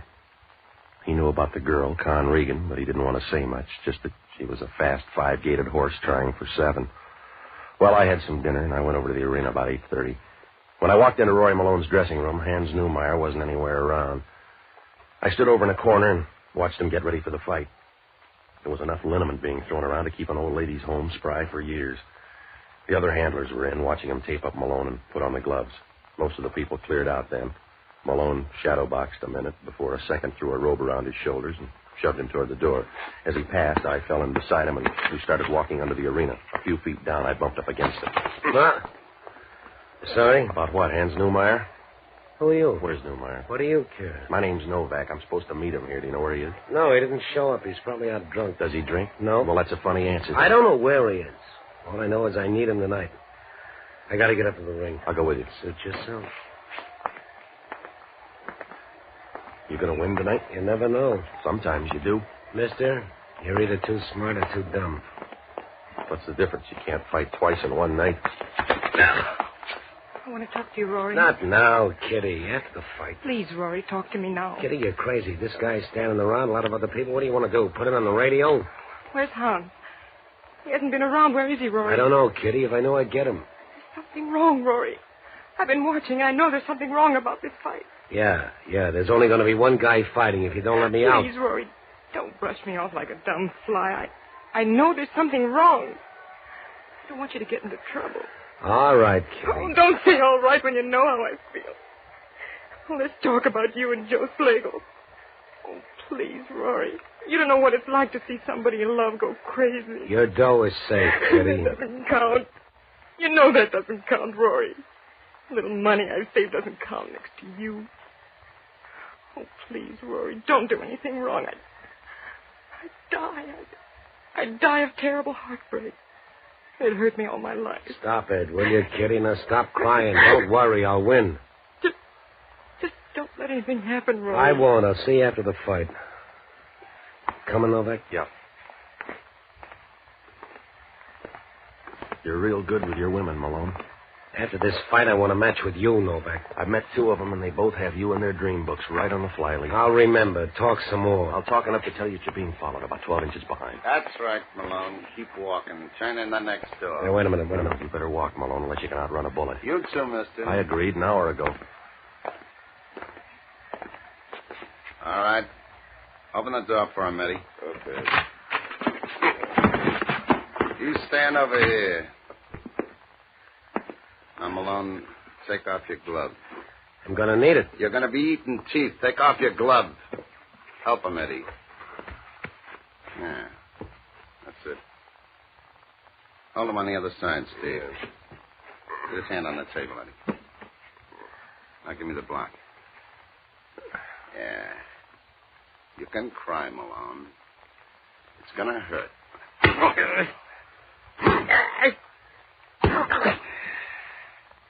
Hold him up.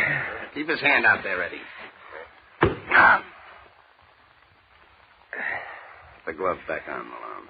It's too smashed up. It'll hold the pieces. Put it on. You better put it on, Malone. You're overmatched. That's it. Now go on up there and look good. Yeah, why don't you loan him the gun and he'll win in 2 rounds? Look, mister, I don't know who you are, but I'm sick of your mouth. It's a big floor, so stretch out.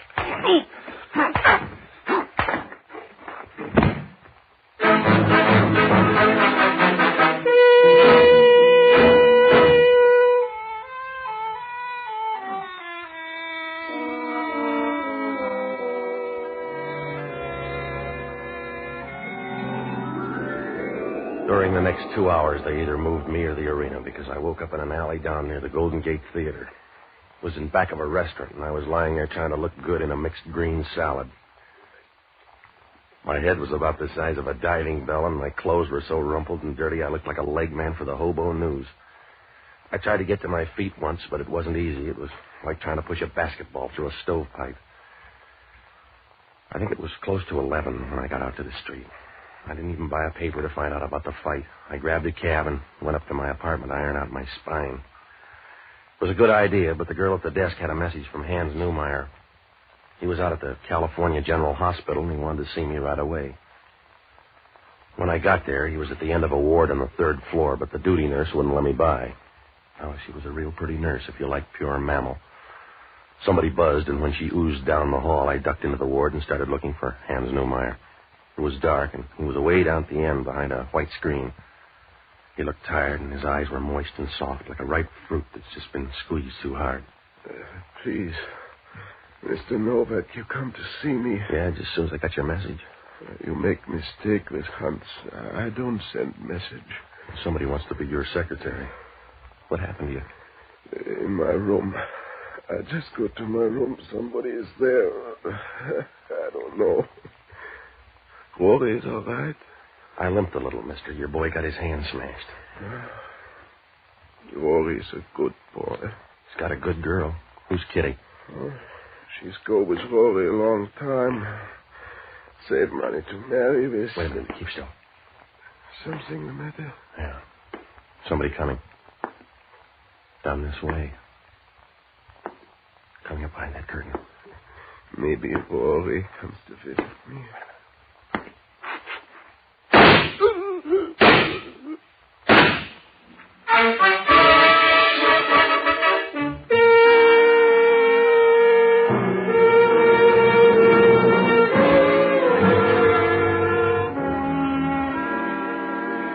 Whoever came to visit him didn't stay long. The old man leaned back in the bed and quit without any fanfare, like a long summer coming to an end. Well, I went out to get the nurse, and I found her down at the end of the hall giving an intern some greedy talk. She hadn't heard the shots, and they hadn't seen anybody come out of the ward. I told her as much as I could, and then she wheeled the old man into another room and called homicide. Well, that call to homicide didn't help, because from now on, things weren't going to improve. I was fighting a forest fire with a can of kerosene. About 20 minutes later, Inspector Hellman showed up. He was full of finesse and fury, and he came charging over about as graceful as a lame lobster. Hello, Novak. You're up late. I had company most of the time. Yeah? And did he bore you? Somebody got tired of him. It happened behind a screen down there in the ward. Who is he? Guy by the name of Hans Neumeyer. He manages a fighter named Rory Malone. Yeah? The killing's mixed up with a fight fix. Not the Zarek fight. Yeah, that's right. They got to Rory Malone 10 minutes before ring time. You got a thin story, Novak. Look, I got a fat one. And I got all the gambling dough in town on my side. The old man got it because Rory Malone was dumped in that fight. I don't believe it. You don't have to believe it, Hellman. They smashed him up. His right hand was as limp as an old piece of lettuce when he climbed into that ring. They should have smashed both hands. Huh? Because Rory Malone won by a knockout in the 5th round. Try another page, Novak.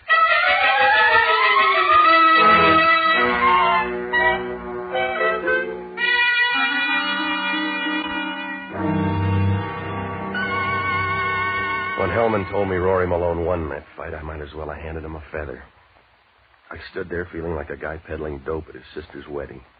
How could Rory Malone have won that fight without a hand grenade? When I saw the hand, it wasn't strong enough to flatten a piece of silk on an ivory table, and yet he won by a knockout in the 5th round. Well, it pointed to one thing. Zarek had taken a dive. But why the double fix? Why had they smashed Rory's hand? Oh, it was a goofy pitch, like sending for a plumber to fix a hole in Boulder Dam. I didn't have time to wrestle around with it because Hellman had talk on his mind. You can't get a bookie in town to take bets on this one, Novak. No, not with you setting the odds. They were that way when I got here, so don't write up a clean bill of health. The guy's dead and nobody else is volunteering. Oh, you'd muff a confession anyway. Before you tumbled, they'd have to cut it in stone across the front of City Hall. What were you doing with the old man? Helping him over the rough spots. Or taking him over the hurdles? He hired me to watch Rory Malone. They were stepping up the pace on his boy. For instance? For instance, Joe Slagle. Everybody says he had a stake in the fight. You don't throw a fight by winning in the 5th round. That's what the book says, but sometimes the book's wrong. You better look up Joe Slagle, and on the same trip you can stop by and see a gal named Con Regan. Yeah? Why? She's Malone's new sparring partner, a tall redhead with lots of dry cells. Oh. She sounds nice. I'll talk to her. And Slagle, too. But I'm going to find out about you and Rory Malone first. I'm going to run down the stuff on this fight, and I'll find out where you fit in. Don't worry, Novak. I'll dig you out. You could take the jelly out of an omelet, Hellman. Look at the girl and Joe Slagle. They'll talk. Not about each other. There's some connection there. I'll give even money they're friends. They ought to be. What? They were married a month ago in Las Vegas. Or don't you know about love?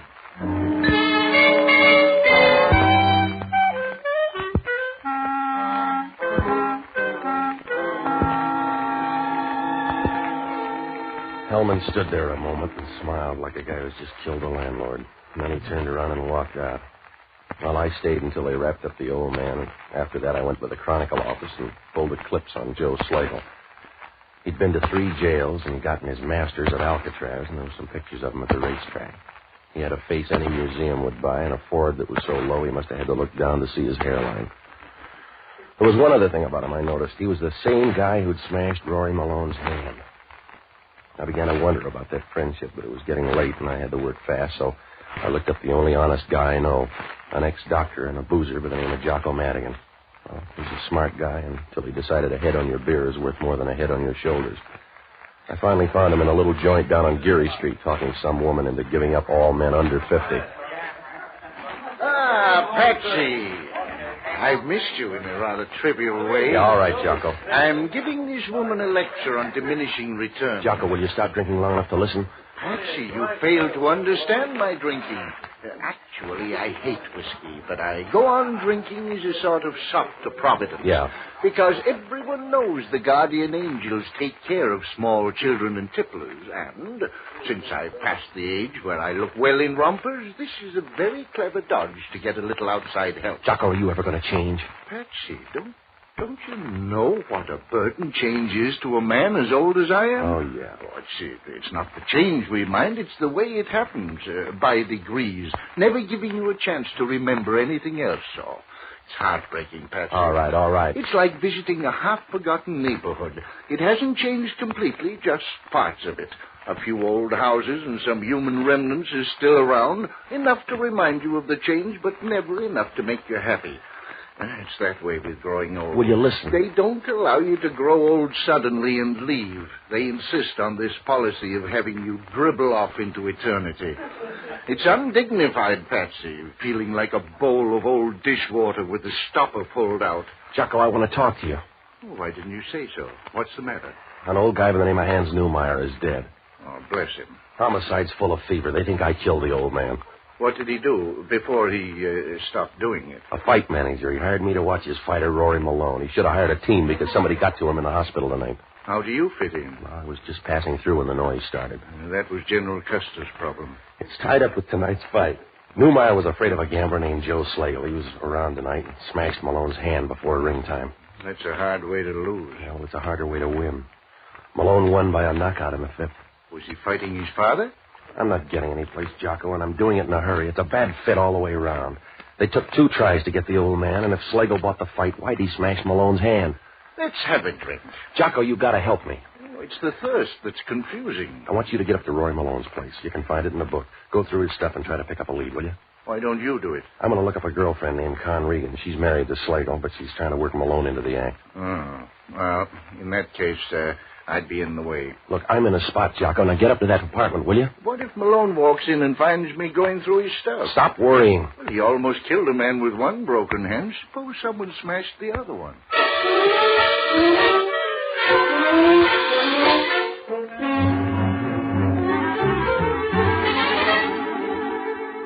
Well, I had to do something quick because the kettle was on to boil. By the time Hellman got to him, Slagle would have an alibi, and my story about the smashed hand wouldn't prove a thing. Oh, I had to grope around and pretend like a guy on the second verse of the national anthem. I decided to tag by Slagle's place, and on the way I bought a paper to read about the fight. Malone looked real bad for 4 rounds and then came out of the woods fast with a left hand in the 5th. It was about midnight when I got to Slagle's apartment, and began to look more and more like it when Con Regan opened the door. Oh, I could see Rory's point. She was the sort of a woman you'd never give a second look, because the first would paralyze you. Her red hair looked brighter now, and, well, legs like that are the reason silkworms are born. She smiled, and you knew if you never made Naples, you could die happy with her. But I guess she picked her friends. It's too late for the 300 now, Mr. Novak. I'm working free. Invite me in, huh? Sorry, darling. You look lonely.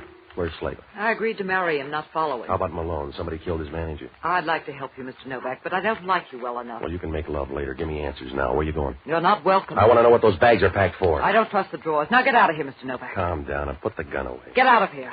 You came uninvited. I'll kill you the same way. Hello, Novak. You going to lose an argument? Well, it looks that way. If she's yours, call her off, Malone. You're too tough, Con. Let him walk out. He's steamed in here full of questions. That's a bad way to answer. Relax. That's what your man Newmeyer's doing. Somebody killed him tonight. I know that, Novak. Your eyes aren't very red. I can't help it, Novak. All I can do is square his beef. Well, you can start with your girlfriend. She's leaving town, or did you buy the tickets?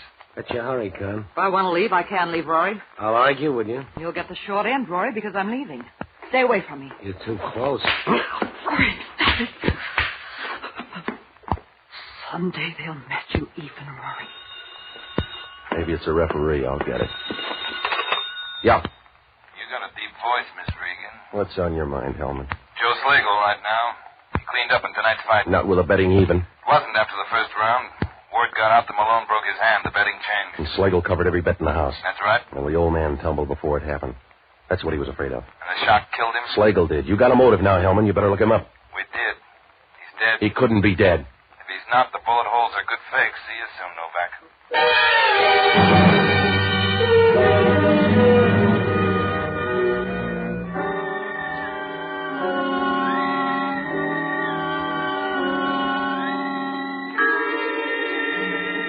Well, I didn't talk to the girl and Rory because I knew they'd dummy up on me and I had nothing to go on. Oh, it was like trying to build a wall out of jelly consomme. Nothing added up now. Whose side was Rory on, and where did that other girl, Kitty, fit in? My luck was on the black market tonight, and I knew it. So I went by my place to check with Jocko. He was in the kitchen, and he looked worried. Ah, Patsy, I was going to break open the thermometer until I found this bottle in the closet. All right, Jocko. What'd you find out? That it pays to know Joe Slagle. There's a $20,000 check in Malone's desk. Slagle signed it. He could afford it. Somebody killed him an hour ago. Where was Malone? I don't know, but that's not gratitude. Well, maybe he'll wire regrets. You'd better get up there. All his stuff's packed for a long trip. Well. A couple of trunks and all his bags. Does that sound like a weekend party? I don't know, Jocko. He's kind of fancy. Maybe he likes a lot of laundry.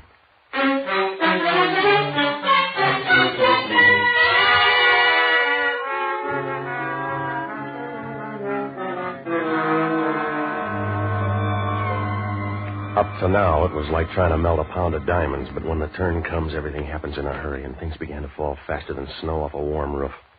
If Jocko was right, it meant Rory and the girl fought, but they did a lot of clinching between rounds.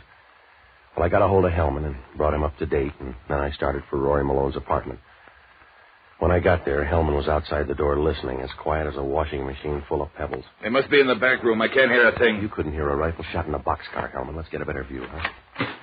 Hello, Novak. Gonna miss your train, Malone. I don't believe you. It's a chance to bet, Mr. Novak. This is Inspector Hellman from Homicide. Well, you guessed wrong, Inspector. I'm covered for Joe Slagle. Novak here's alibi for Miss Regan. We can check. You're scraping bottom, mister. We can start with that $20,000 check from Joe Slagle. That's where you'll stop, too. That $20,000 covered a sale of my contract. The fight commission can beef, but that's all. You ready, Con? I hope you are, too, because you're going downtown. Look, fella, you'll make us miss a train, but we'll catch the next one. You're wishing now, Rory. Who's this? A fast friend with a slow burn. Hello, Kitty. Your boyfriend's going to leave. Say goodbye. Please, Rory, you're crazy to go with her. She makes me that way, Kitty. I'm sorry. Rory, I've done too much for you. I've kept loving you all this time.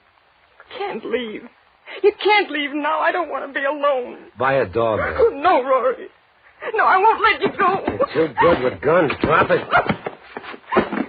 You better take her, Hellman. She's anxious. Oh, please, Rory. I loved you too much for this. I loved you enough to kill somebody. You can't leave, Rory. You can't leave me to myself. When the guy comes, tell him where the baggage is. What'll become of you, Rory Malone? What'll become of you, Rory Malone, when you have to think about me? When you hear the sound of me in your head? Oh, you're brave, Rory. You're brave to leave me alone. Come on, Con. In a place like this, we're wasting you. Come back! Come back, Rory Malone! Come back long enough to watch them laugh at me. Watch them laugh at me for the fool I am. Oh, it's the great fool of the world I am.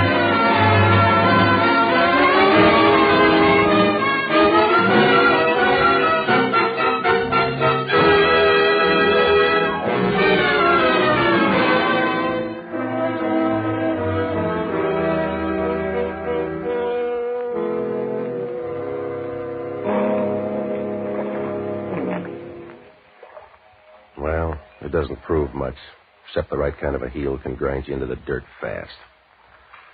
Well, Hellman pieced most of the story together. Slagle and Malone planned the fight, and it went off without a hitch. Slagle bought off the other fighter so that Malone could win as soon as the bets had been covered. Hans Newmeyer had an idea, but he liked Rory too much to believe it. They found out he was coming to me, and Con Regan tried to scare me off. She looked too good to Rory, and the scheme started to grow. He lied to Slagle after the fight about Newmeyer, so Slagle went into the hospital and killed the old man. That left Slagle around to cloud things up, so Rory Malone told a phony story to his girlfriend, Kitty. She loved him enough to kill Slagle. There was no way to stick Rory Malone. He could never fight again with that hand. But he had a check for $20,000 to start on, and that's enough to keep love in the living room. Well, Hellman asked only one question. Why would a smart gambler like Slagle take a chance on giving Malone a check for $20,000? I guess Malone found out when he tried to cash that check because Joe Slagle was big-hearted but broke.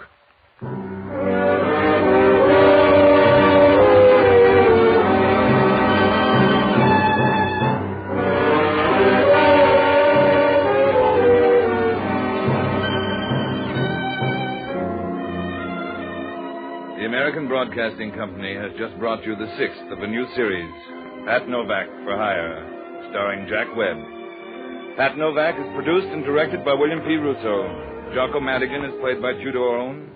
Inspector Hellman is played by Raymond Burr. Music was composed and conducted by Basil Adlam. In our cast were Yvonne Patey, Stephen Schnabel, Frank Lovejoy, William Baeff, and Ted DeCorsia.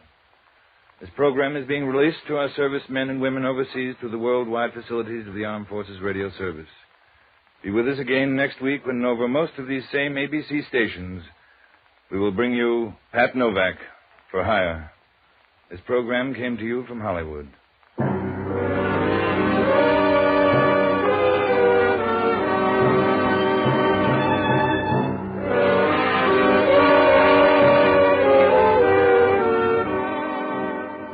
Now, a listening reminder.